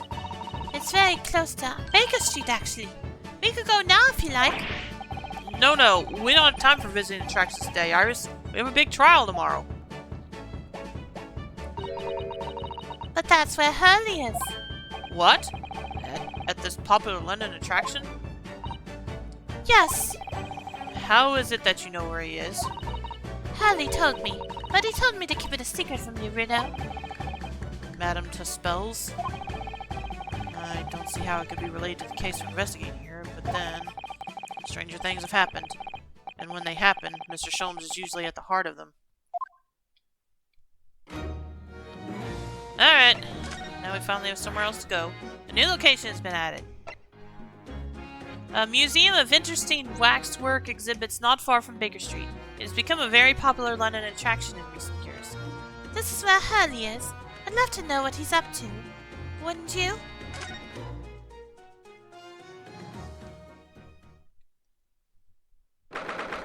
22nd of October, Madame Tuspel's Museum of Waxworks.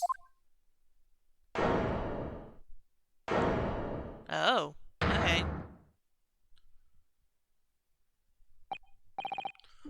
What is this place? Look at all these terrifying scenes. But why are all the people so still? Guillotines, ruthless murderers. I know what I'll be dreaming about tonight. They're all wax models. They're amazingly realistic, aren't they? What do you think, Bruno? Shocked? Wax models? Ah!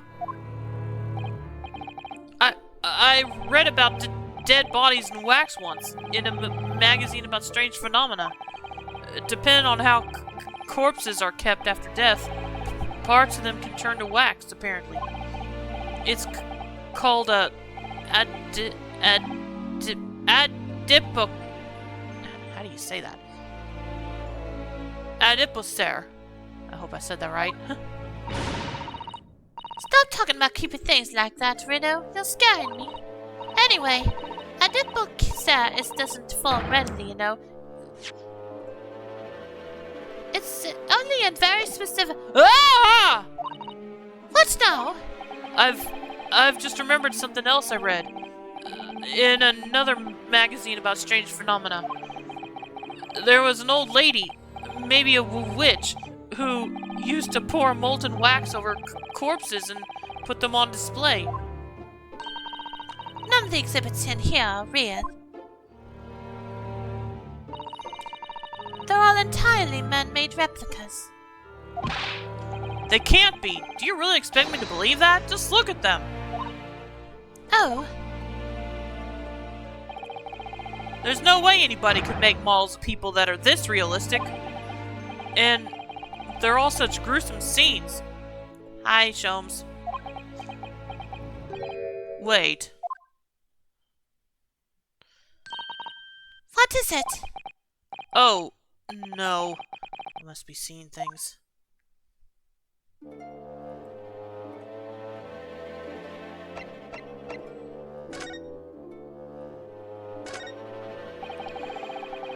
That big heavy curtain is in a very prominent position, isn't it? I have a nasty feeling there's going to be something truly terrifying behind it. Oh yes, that's the famous Tuspel's special exhibit. It depicts one of England's most notorious killers. Do you want to pay the extra fee and have a look? Pay more money? To be even more terrified? Oh, let me think about that for a moment. It was only a suggestion. Sorry to say, can I check the arm at least? Is this an arm? Sneaks and steals some. It looks like an arm, doesn't it? Maybe one of the waxworks models has fallen over. You don't think it would be the work of one of the mass murderers in here, do you? Bruno, so stop scaring me. Is it a wax arm or a real one? Come on, you're always pointing that finger of yours in court. Poke that arm now and see how it feels. Objection! Alrighty.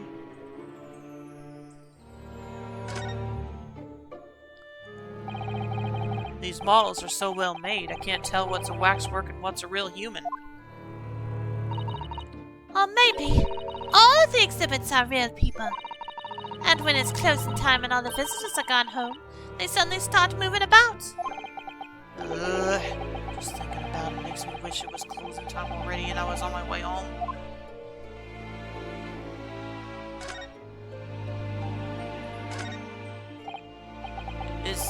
Is this some infamous murderer?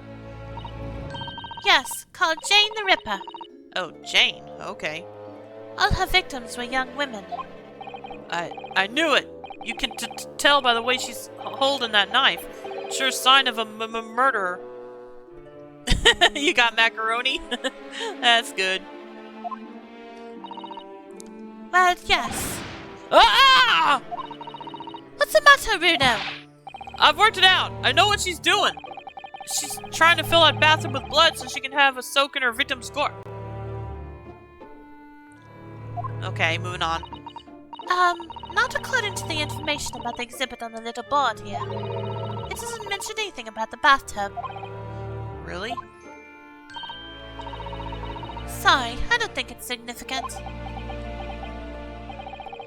Something it has to be there for a reason. Yeah, because that's where she... No, I don't know.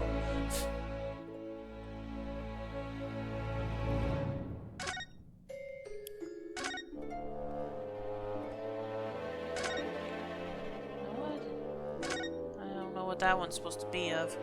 Alright, let's look at this one. Is this an example of Western Suji Giri? What now?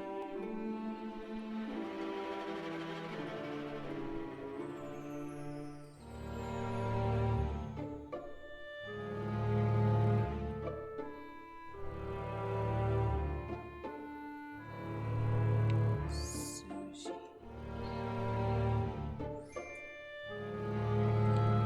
Okay, Suji. Wait a minute.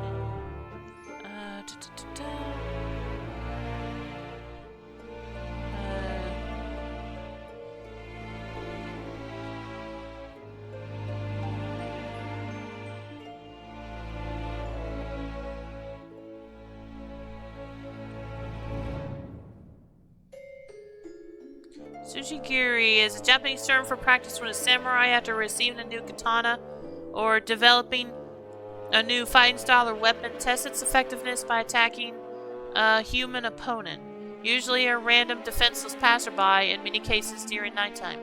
The practitioners themselves are also referred to as Sujigiri. Okay. Interesting.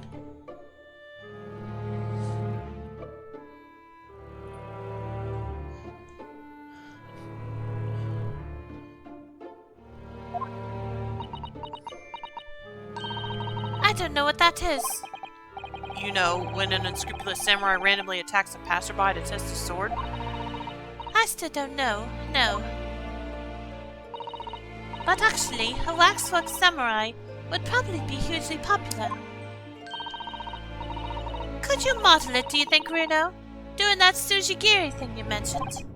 Well, I do have a sword, but I have no intention of testing how sharp it is on a human subject. For now, at least.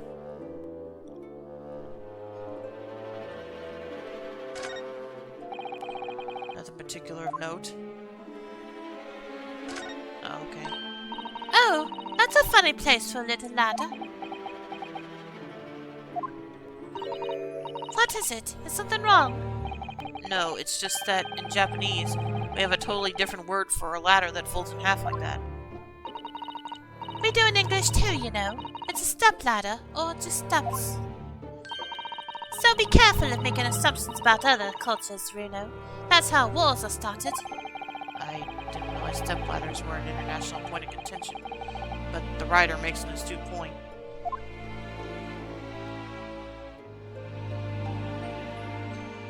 Okay.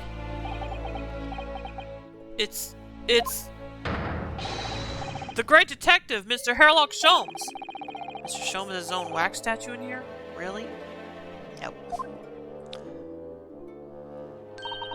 Well, he is world famous after all.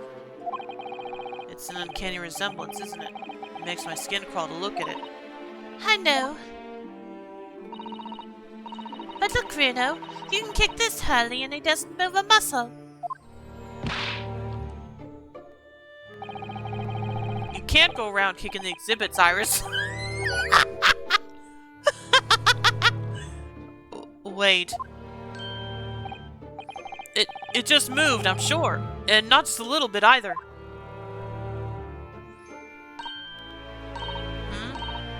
Really? Did it? And look closely.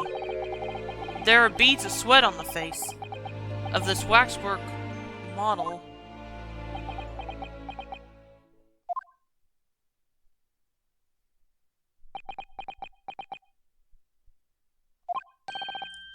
Shall we move on, Iris? Over there, look! There's a great murder scene to enjoy. Much more appealing. Hold it! My dear fellow, I take exception to your recoiling in such a manner, as if you seen something truly abhorrent. Mr. Sholmes! I knew it. Iris, what possessed you? I strictly forbade you from divulging my temporary waxwork secret to Mr. Naruhodo. Temporary waxwork? What do you mean?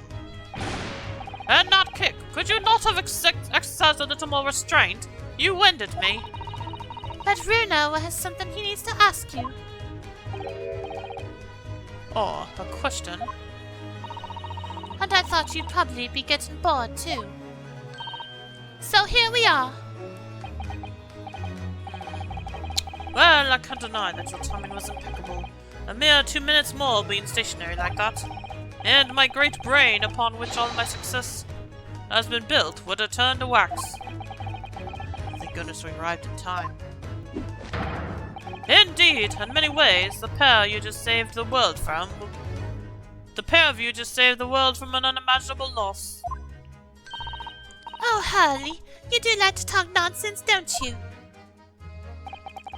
You could know something, it's true, about Lord Von Zieks and what happened in the past to change him. Now that you're here, let's take our time. How can I be of assistance? For your luck, I'm suddenly quite taken with the idea of conversing. Oh, well, actually, I'm in quite a hurry. And if my eyes don't deceive me, I believe something is afoot within the walls of this very museum. A most fascinating case, if I'm not mistaken. Oh, really? Moreover, I have a strong suspicion that it is related to the matter about which you've come to me now. But how could it be? We shall speak again presently, my dear fellow, but for now I must return to my work. What? Back to being a temporary waxwork exhibit?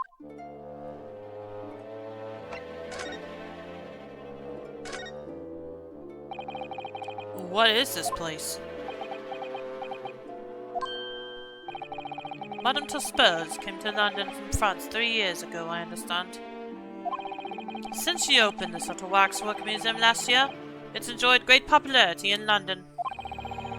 There are museums like this in Japan too, but these displays are something else. I mean, they aren't made from actual real people, are they? The extreme realism of these waxwork models is a particular secret of the Tuspers family, they say. They earned renown during the French Revolution for waxworks of victims of the guillotine.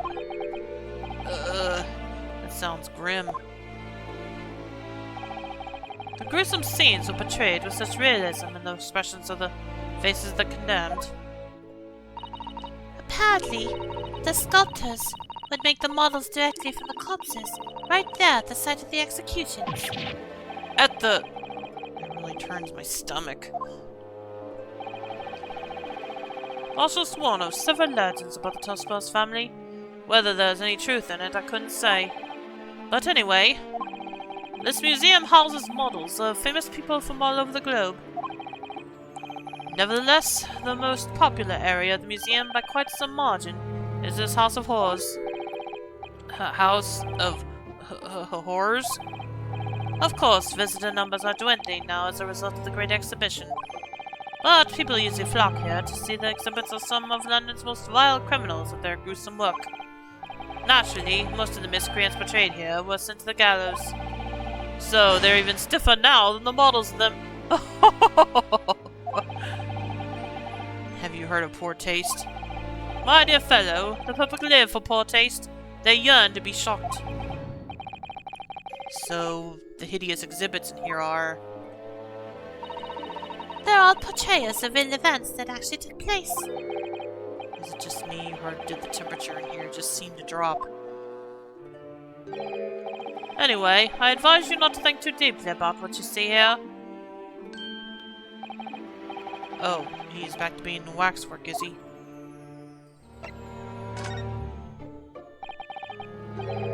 What do you mean by temporary waxwork, Mr. Sholmes? Exactly what you see. I'm part of the exhibits here, catching these criminals in the act. Catching them?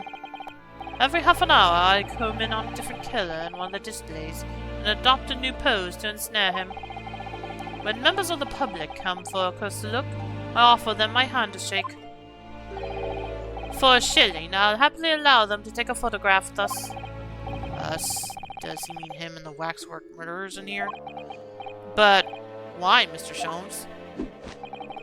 My dear fellow, this is obvious. For the money. He really roared at me there. Very fitting for the House of Horrors.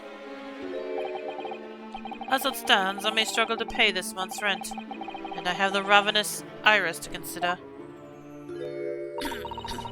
Oh, Hurley, I'm so hungry. If push comes to shove, I shall have to ask you to do your bit, Mr. Naruhodo. What's he threatening to rope me into now? So, with that in mind, how about a photograph? As a special treat, you may have your pick of the murderers and scoundrels in here. The choice is yours. Maybe some other time. Humph! Remember, Mr. Naruhodo, ignore me at your peril. Back to being a waxwork again. Is it just me, or did his final remark there sound a lot like a curse?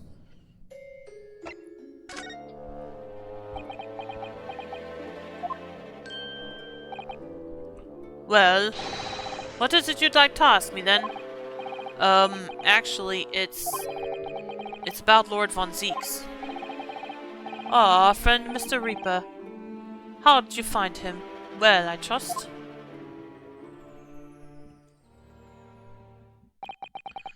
And so I filled Mr. Sholmes in about everything I'd learned.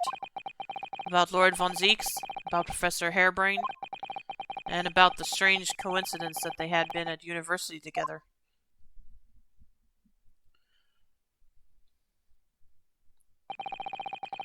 So I'm wondering what it was that happened to make Lord Von Zeeks such a different person. I was sure that you'd know, Hurley.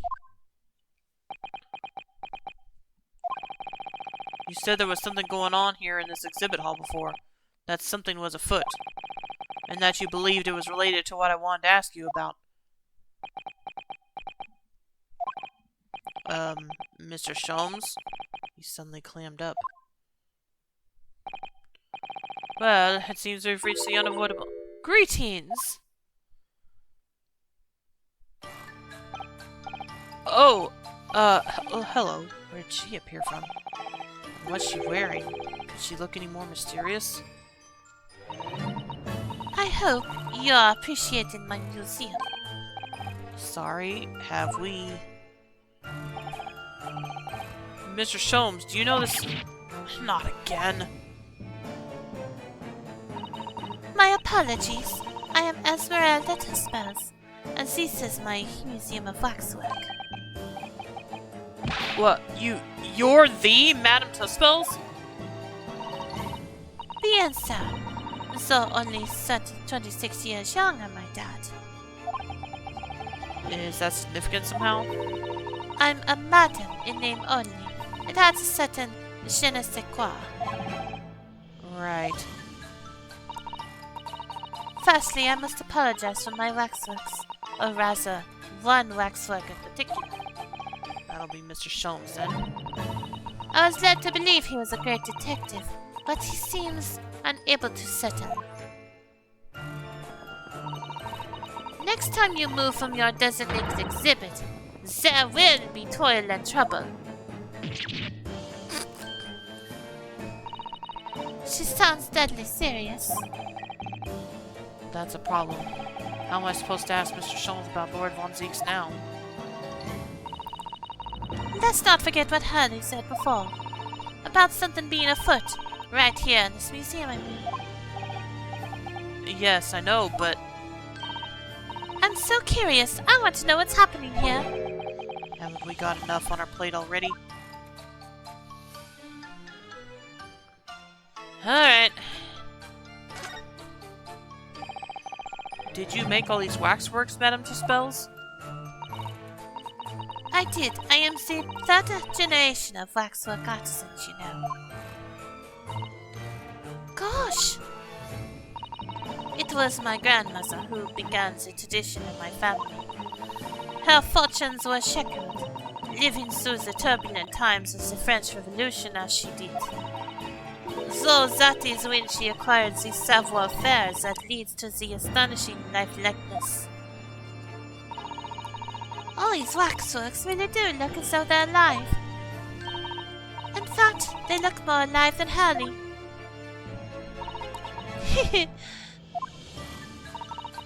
What you see exhibited here represents the most atrocious of London's criminal past. All the waxworks are created in the presence of the real people on which they are modeled. In the hours immediately following their executions, that is the secret to the extraordinary lifelikeness. That sounds terrifying. All walks of life have similar challenges, I'm sure. To carry out one's trade par excellence, one must go to extraordinary lengths. My exhibits are a reflection of society. I create only that which the public wishes to see. Why couldn't the public have wished for something less horrifying? Do not fear. Sorry? This room is the only one in the museum with such a macabre scene. I do hope you'll explore. There are models of famous singers, actors, politicians. Something for every taste, I hope. It was Iris who dragged me straight here, come to think of it. Sorry, perhaps I should have eased you into things.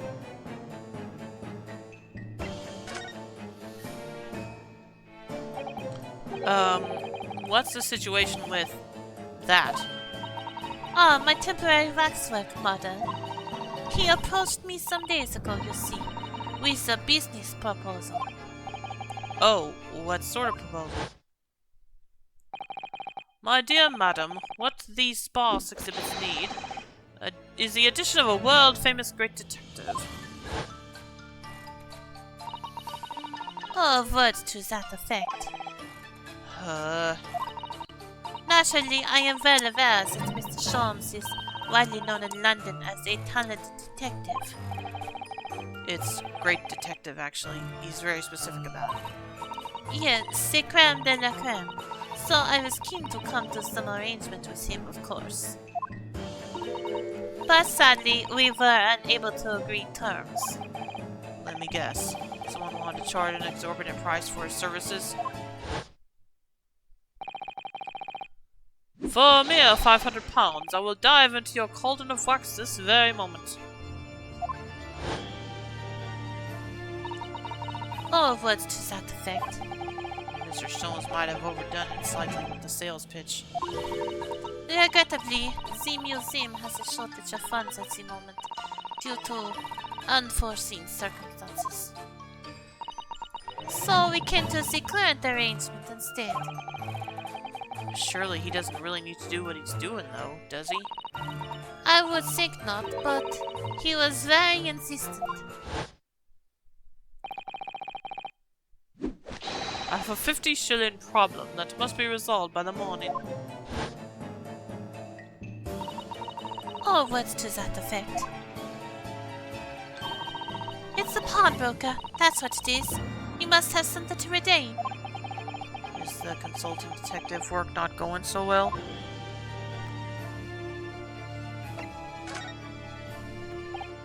I wonder, could I ask you something? Bien sûr. I'm just curious, is anything going on in the museum at the moment? Some kind of incident, perhaps? Whoever suggested such a thing to you? Oh, well, it was... your temporary wax work over there who mentioned it to me a little...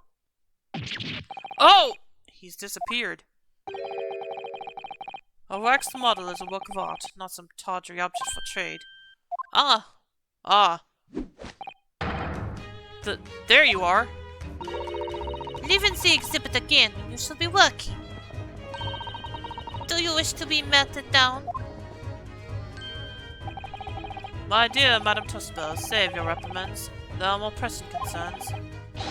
The wax can wait. It's our ideas about your current problem we must throw into the melting pot instead. Personally, I would advise you not to involve the police. Why ever not? She's turned as white as a sheet. Because you have at your disposal a great detective, whose services you may employ for a mere 50 shillings. Though please be aware that I prefer... No, I insist upon payment in advance.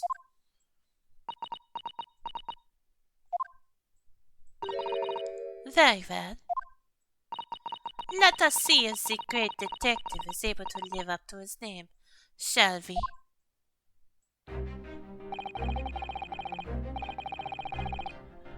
Before I engage my analytical processes, I must ask you to clarify something. What, pray, is behind the curtain? That is the Tuspel special exhibit. There is an extra charge to see it. Ah, the special exhibit in the House of Horrors. It must depict a special killer then, I presume. Would you be so kind as to draw back the curtain, I wonder? Ah, absolutely none. There is nothing amiss behind there. Nothing amiss, madam? What about the arm protruding ominously from under the curtain? Ah! I strongly encourage you to allow me to see what lies beyond before the situation worsens. Yes, very well. I will draw back the curtains, but only a subcon. A second? Okay. I think that's probably what she's saying.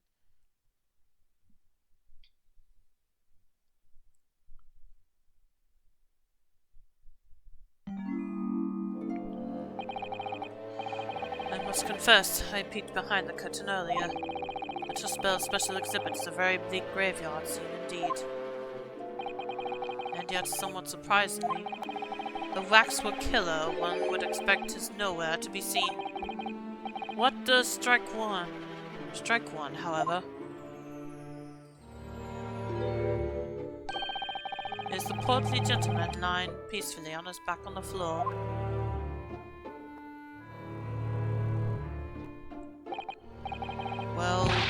Well, then perhaps, Mr. Sholmes, that man on the floor is the ruthless killer himself? I'm afraid not, my dear fellow. He's a perfectly ordinary London gentleman. Not even a waxwork, in fact. What? As skillfully made as these waxworks are, they are always distinguishable from real humans. So, allow me to present my two conclusions. The first is that a sizable business transaction has been taking place in this special exhibit. Why would you say that? And the second is that the aforementioned transaction is linked to a serious crime. Ah! She looks as pale as candle wax. I don't understand. So, Madame Tuspels, as you've agreed to my fee, you shall now have the pleasure of seeing this famously great detective and temporary exhibit at work. Yeah, that's what I thought. Great deduction, the game is afoot. Topic 1, conclusion. Topic 1, Waxwork's fate.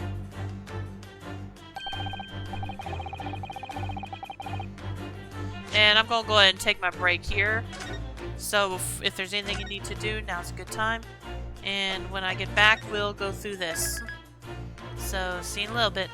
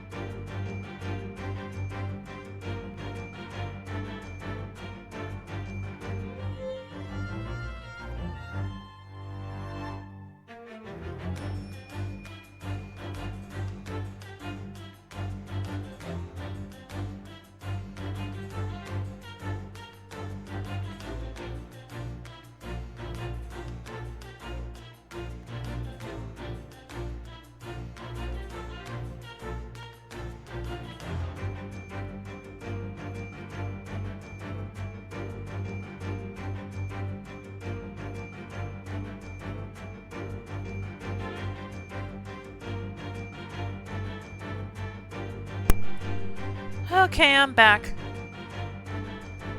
Now we got this little scenario to go through.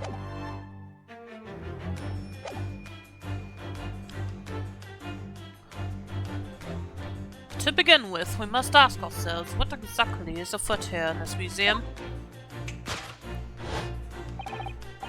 The answer is revealed by this bundle of banknotes protruding so helpfully from your bag. In my estimation, some 200 pounds. That is all my own money. So, what does this large sum of money reveal? Ah, not as much as the involuntary glance you cast, if it would seem, Madame Tuspels. Yes, the answer lies where your eyes now fall. The significance of the 200 pounds is revealed by that public notice.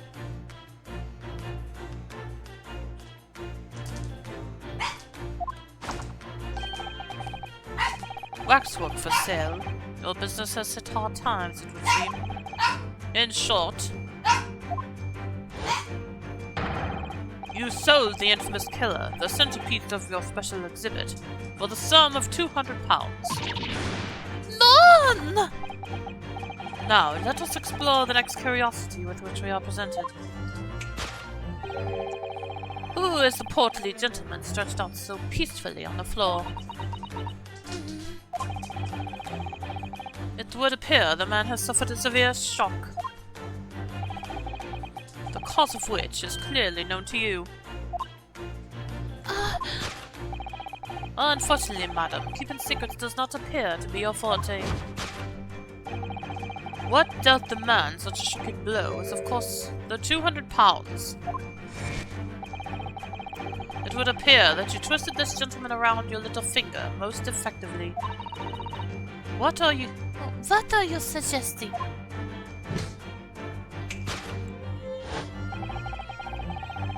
He rashly agreed to purchase the waxwork for the sum of 200 pounds. Only when it came to hand the money over, did it occur to him what an extortionate amount he was paying. But the money was no longer in his hands. And the result, the scene we see before us. He collapsed in shock. Okay. Yes, the killer in this special exhibit fetched a killer price. We can only pray that this gentleman's dreams are not plagued with regret. Sold for cash? Okay. Waxwork location. The question that arises then is what has become of the waxwork that changed hands? Let us consider that problem for a moment. You cannot possibly.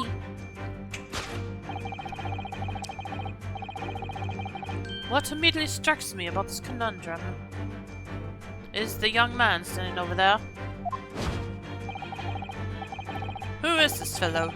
To find the answer, we need only observe his neckerchief.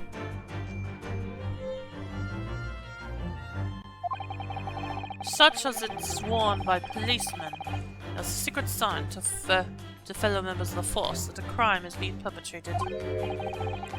Yes, this young man is an undercover policeman, currently investigating this museum. I know him well, in fact. It's Sergeant John Clay. What are you talking about? The man's quite a celebrity. He's received triple accolades at last year's policing awards. But Next we turn our attention to the old man sat before him, with a particularly unsightly visage. I've been watching closely and he hasn't moved a muscle. Almost, in fact, as if he were waxwork. But you...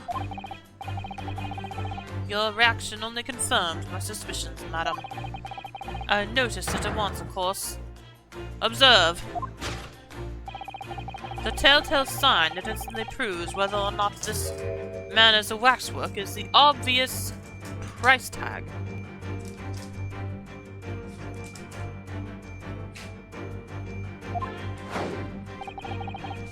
threepence. A tragically low price, you might say.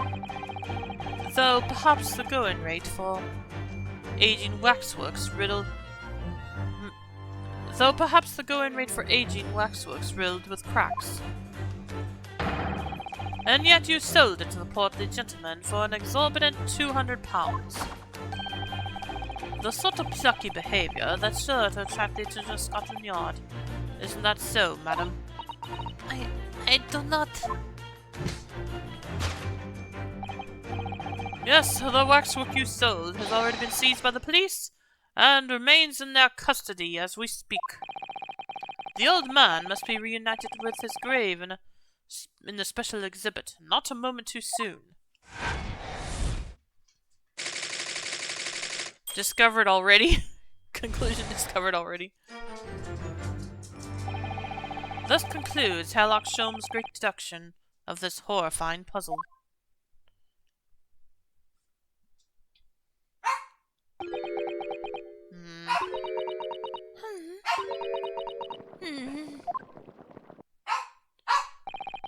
I see I stunned you all into silence. You have, Hurley, you have. And you've obviously upset this young lady in the process. Her cauldron looks awfully hot. If I could just bring up one point, Mr. Sholmes. Oh, the notorious Naruhodo 1 point. I'm all ears, my dear fellow. According to your deduction, then, the special exhibit featured this old policeman. So, that would mean that he's the particularly ruthless murderer, wouldn't it? The killer policeman, Ottomol. Sorry. It was a mysterious series of murders that rattled the capital only last year. The police rushed to the scene every time, only to find the culprit had disappeared into the ether. And it turned out the culprit was a policeman himself, a senior officer by the name of Ottomol. So you mean that's who the sinister-looking old man there is supposed to be? Indeed, it is a particularly grim face, is it not? Unforgettable, in fact. Yes, I remember that odious countenance only too well. But is £200 a lot of money for a wax model? It would be enough to afford one of the latest steam carriages, if that puts things in perspective. So, it is quite a lot then.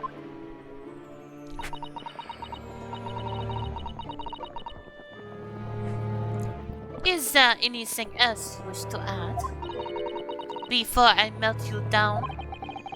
That bubbling wax is looking more and more ominous. The smell of all that molten wax is starting to worry me.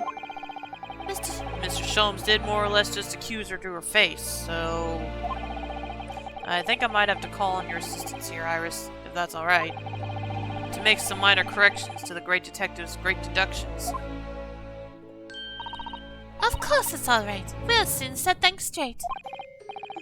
Well, let's get started then, shall we? Before Madame Tuspells vents her anger. Just what I was waiting to hear, my dear fellow. So, Madame Tuspells, in accordance with our agreement, you shall now have the pleasure of seeing this famously great detective and temporary exhibit at work. Course correction. Hold it, Mr. Sholmes!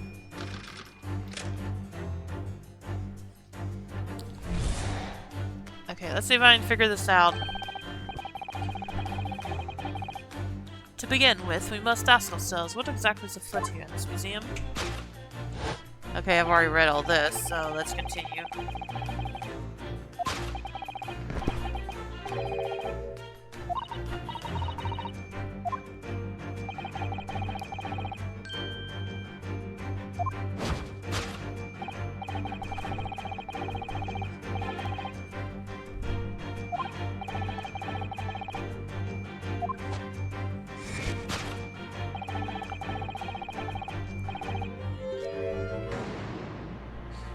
She must be really strong if she can carry around 200 pounds. I guess so. Welcome to stream, hearts. How you doing tonight? She definitely looked in this direction, it's true. But I'm not sure she'd sell any of her waxworks, even for 200 pounds. Oh? She must pour her heart and soul into making them, don't you think? Over and above the wax. If it were me, I wouldn't sell them for anything. For that much money, I would. But it sounds like that makes me a bad person. Well, anyway, I wonder if the 200 pounds could have some other significance. Let's follow that furtive glance again, and see if there's anything else that could explain it. What reveals the...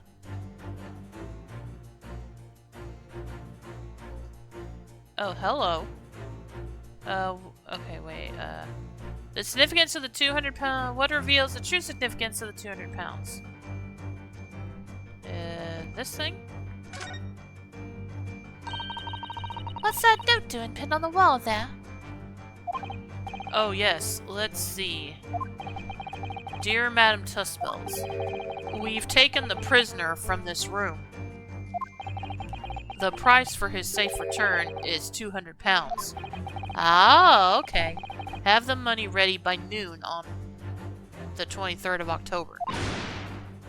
What? This is... It's just like the sort of thing that's left behind when someone is kidnapped. Yes, it's a ransom note. Exactly.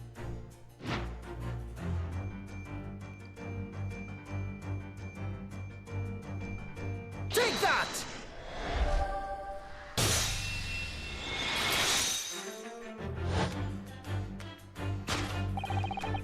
The significance of the 200 pounds is revealed by that ransom note. Quite so, and we must congratulate these criminals on their inventiveness, abducting a waxwork. Ah! 200 pounds is no small ransom fee, yet you clearly intend to pay it. The model in question has special importance, so I put together all the money I have. In summary then, the 200 pounds you have in your handbag is ransom money. Now, let us explore the next curiosity with which we are presented. Who is this portly gentleman stretched out so peacefully on the floor? It would appear the man has suffered a severe shock, the cause of which is clearly known to you. Oh, I've already read all this. I keep forgetting I've already read all this part.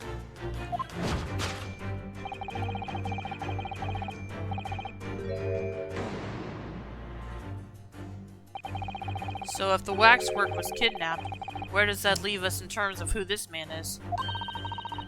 We could just ask him when he comes around. I think the point of this exercise is to understand the beauty of the deduction process, Iris. Yes, you're right. Hurley's trying so hard.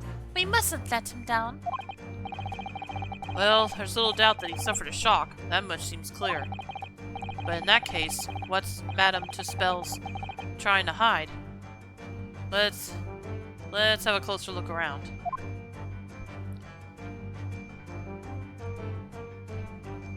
Wait a minute. Ah, you're not helping here.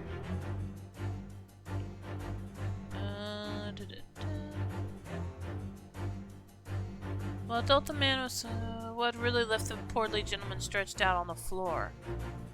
I don't know. I can't see anything. I'm having trouble spotting anything different right now.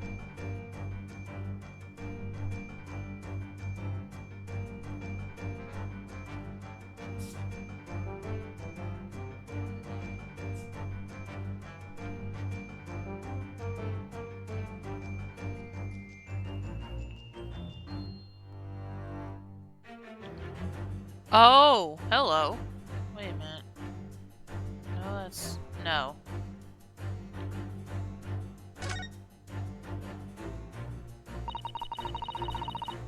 This is just Madame Tuspel's right hand, isn't it? Yes, it must be. I can clearly see her left hand after all.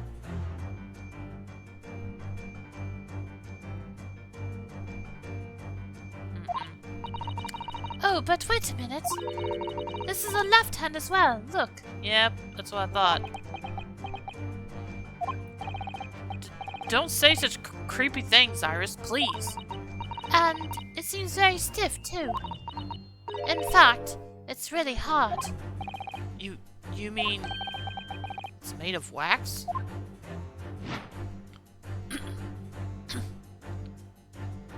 Take that!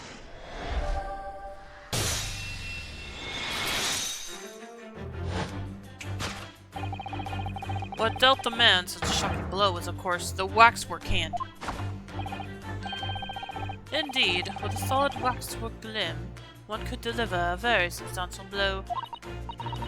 How could you... The hand protruding from the bottom of your cape. It ought to be your right hand, but closer inspection reveals that in fact it's a left hand. And looks very different from her left hand anyway. Ah! And somewhat masculine as well. Yep. Although it was darker skinned was what I immediately noticed. A darker color. In other words, it does not belong to you, madam. It is the hand of a waxwork model. Yeah!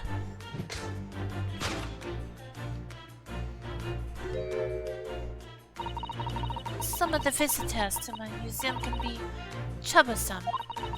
They meddle with the exhibits and cause damage. So you mean that arm? Yes, these gentlemen saw fit to try to remove it as a souvenir. No small keepsake. Oh wow, how underhanded! Yeah. And again, how you doing tonight, hearts? No small keepsake. Like taking a whole branch of a cherry tree when you go to view the blossoms. I am afraid I have to teach the man a lesson. I'm alright. Just decompressing after work. Understandable. Hope you had a good day today. You confronted the man and tried to take the arm back. And the result, the scene we see before us, he was not unconscious. A point we may need to revisit later. But for the time being, we have our conclusion. Yes, the killer in the special exhibit has been kidnapped.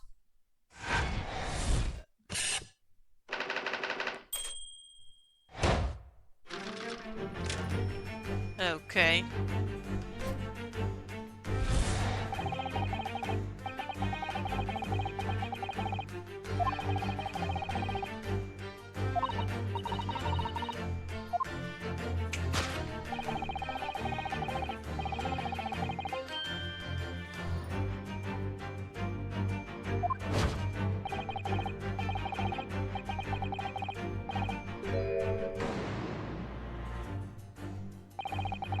According to Mr. Sholmes, the yellow neckerchief is assigned to other policemen that some crime is underway. A way of communicating with colleagues without revealing his identity, yes. It's a secret that's closely guarded by Scotland Yard. That Mr. Sholmes didn't hesitate to give away. Well, uncovering secrets is in any true detective's nature, of course. Right. Anyway, judging from Madame Tuspel's reaction to Mr. Sholmes' deduction, I think perhaps we might not have identified the man quite correctly. Yep, thought so. What the? The man has a stub sticking out of his shoulder where his arm should be. Oh, well, that settles that then. Right, this isn't a real person at all. His entire arm's been ripped off from the shoulder down. His arm's been... Of course, that ties in with what we just found out. Take that!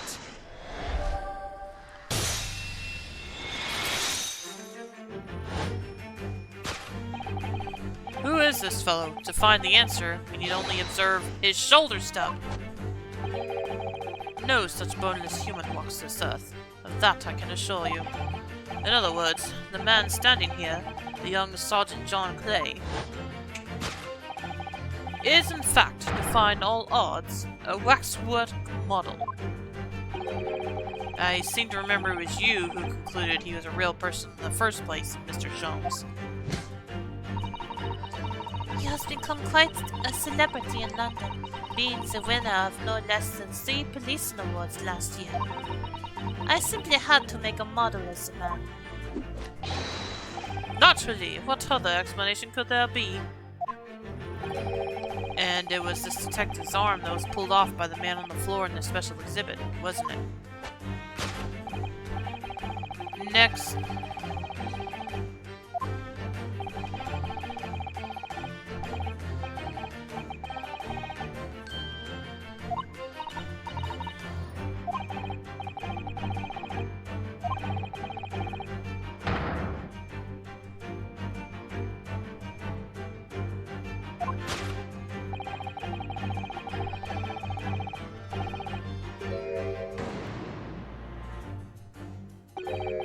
A killer policeman called Ottermole, was it?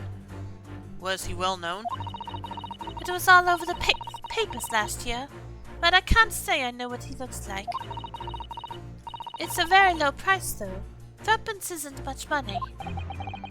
Only enough for a few measly hours of gas in Mr. Garrideb's delightful lodgings, in fact. So this is the special killer taken from the special exhibit, is it?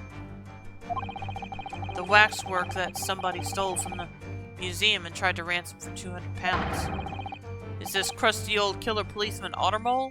Really? Perhaps we should have a good look around and see if another idea crops up.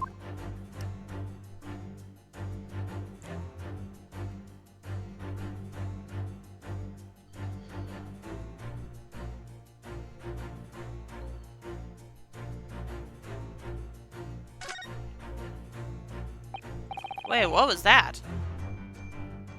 I don't believe it. It's the secret. It's a secret sign that lets other detectives know some criminal activity is underway. Yes, it's a slightly strange choice of outfit if he was trying to go unnoticed. Ah, he must be a detective disguised as a policeman. Or a detective disguised as a waxwork model of a policeman.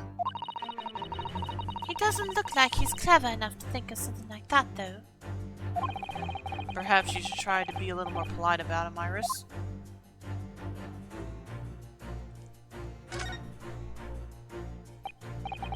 Look at this! The old man's tapping his foot like crazy. He seems to be fast asleep, though. He's not tapping his foot consciously then? So you mean... It must be a twitch. Never mind that. The point is, waxworks don't tap their feet. Or twitch. And look at his arm, too. We've seen a scarf like that somewhere else around here, haven't we?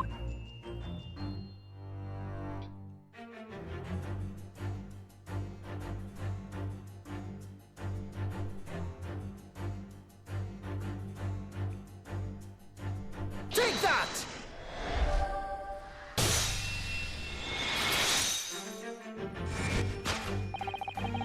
The telltale sign that instantly proves whether or not this old man is a waxwork is the obvious twitch. Even the most realistic waxworks do not exhibit a twitch. In other words, this splendid old man is in fact a genuine member of Scotland Yard. Slight shift in your choice of adjectives then. And there you have it. Well, Madame Tuspels? Well, what? It was me who contacted the police and demanded that someone come in the first place. He is clearly fatigued. He is sound asleep. But then, what's this tag about showing a price of 3 pence? No doubt the price of the muffler, which the old Bobby purchased recently at a local market. And I presume you've observed the scarf tied around his arm. Does that not strike you, Mr. Naruhodo? Yes, the secret sign used by detectives to show that some criminal activity is currently underway. Of course, because as you know, there has been such criminal activity happening here. As you deduced from the very beginning, detective. So, it would seem that we finally arrive at the truth.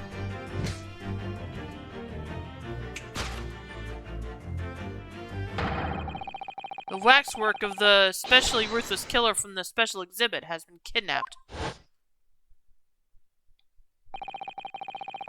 And Scotland Yard are already investigating. But the model's whereabouts remain a mystery. Thus concludes Herlock Sholm's great deduction of this horrifying puzzle.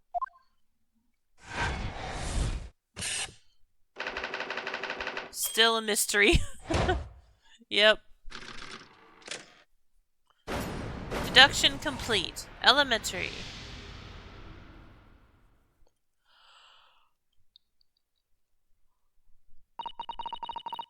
All sorts of people visit my museum here. Men and women, young and old. Sometimes they drop in just for a short time on their way back from the pub. I welcome them all. But if anyone tries to damage my exhibits, I do not take it lightly. Anyway.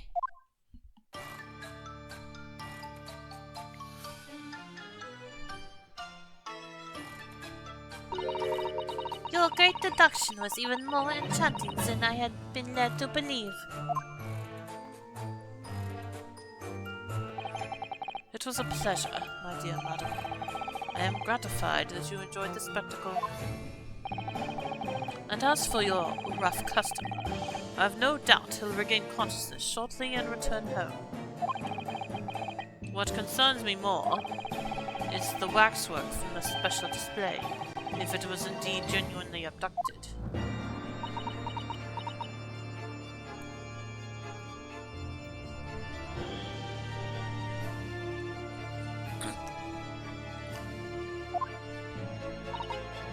Yes, tragically it was. Then I would ask you to recount us the events surrounding the stolen waxwork. In as much detail as possible, if you please. Very well. But after I have told you what I know, I must insist that you return to your work.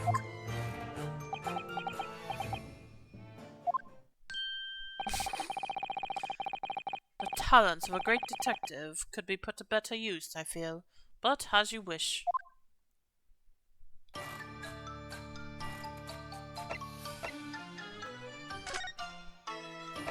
The stolen waxwork. Tell us more about the stolen waxwork, please. It was some days ago now, when I came in here one morning. I immediately noticed that the waxwork was missing from the special exhibit here. It's your most prominent display, so that's why the curtains were closed. And I found the ransom note in its place. The culprit must have broken in during the night and taken it then? So this waxwork that was stolen, it was a model of some horrible criminal, I suppose.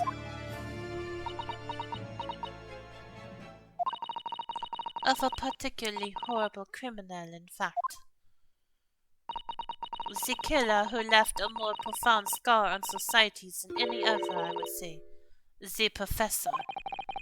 Not a name I've heard of. So, Mr. Naruhodo, it seems the suckle is complete. Sorry? The Professor case happened at around the time I was born, didn't it? Indeed it did, Iris. 10 years ago, a series of murders that rocked the capital. 10 years ago? Yes, at exactly the time that Baroque von Zieks graduated from university, in fact. What? Surely he's not sane. So the big event that changed Mr. Reaper's life.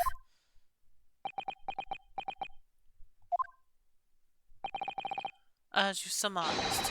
It was the professor case. Who was this professor then?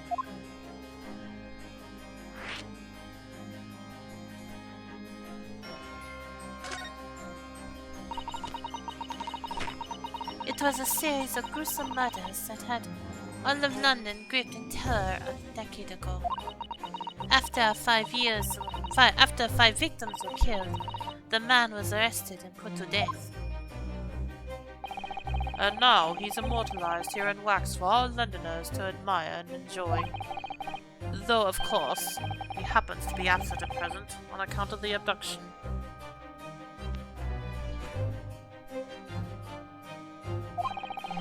But I don't understand.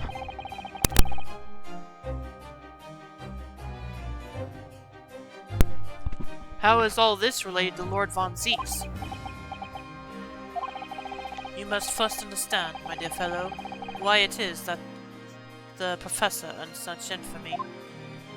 It was due to the victims he chose, some of Whitehall's finest. What do you mean, Harley?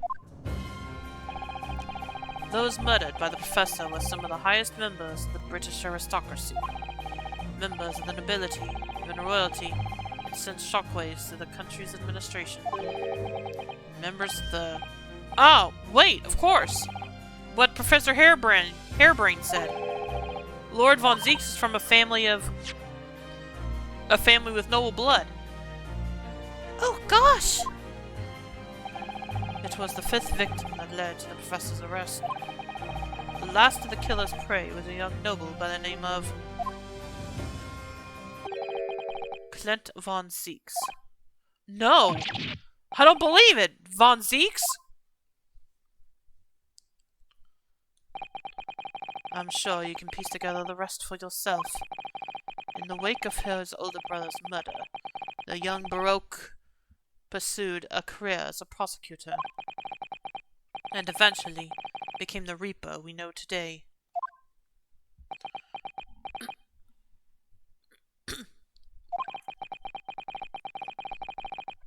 I had no idea Lord Von Zeeks had such a tragic past. Well, I'm afraid that's all I can say on the matter, for the time being at least. After all, I have work to do. As a waxwork exhibit.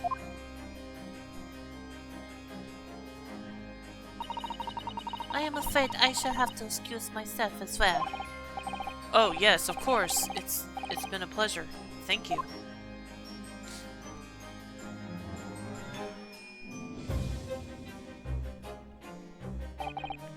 Well, none of the predicted scenarios I've been analyzing involve you coming to visit me here. Oh wait, who is this? Oh. It's been too long, it really has. I'm delighted to see you, Baroque. It's been 10 years, and here we are, meeting in a prison of all places. I can't forgive myself for what happened to Mr. Asmund. I just can't. I still can't believe it could happen. Tomorrow, the court will decide. Yes! I have a young Eastern man acting for my defense. He seems reliable enough, so... It was an accident. A terrible accident. He assures me he can prove it. I must warn you. Oh, I know, I've heard already. You're going to be prosecuting, aren't you? Yes. Since I returned to England, I've heard lots of stories. Baroque, are you really... What? Never mind. I know that you have my best interest at heart. My friend is on trial. I wouldn't entrust it to anybody else. Of course, I fully understand. Thank you, Baroque. Until tomorrow, then. I'll see you in court.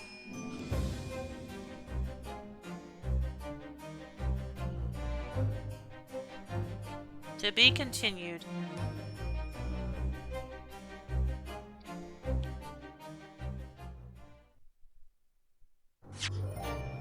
know this is early for me, but I think this is probably a good place to go ahead and end the stream for tonight. So hope you all enjoyed it. As always, you can follow my YouTube channel, link below, to see my past streams. And I'll be back tomorrow, and we will begin the trial then. So I hope I'll see you then. And if you'll stick around, I'll be dropping a raid. Yeah, bye hearts. Thanks for tuning in. If you stick around, I'll drop a raid. You have a blessed night. You too. Thanks again for tuning in. Let's see. Who should I raid tonight? Let's see.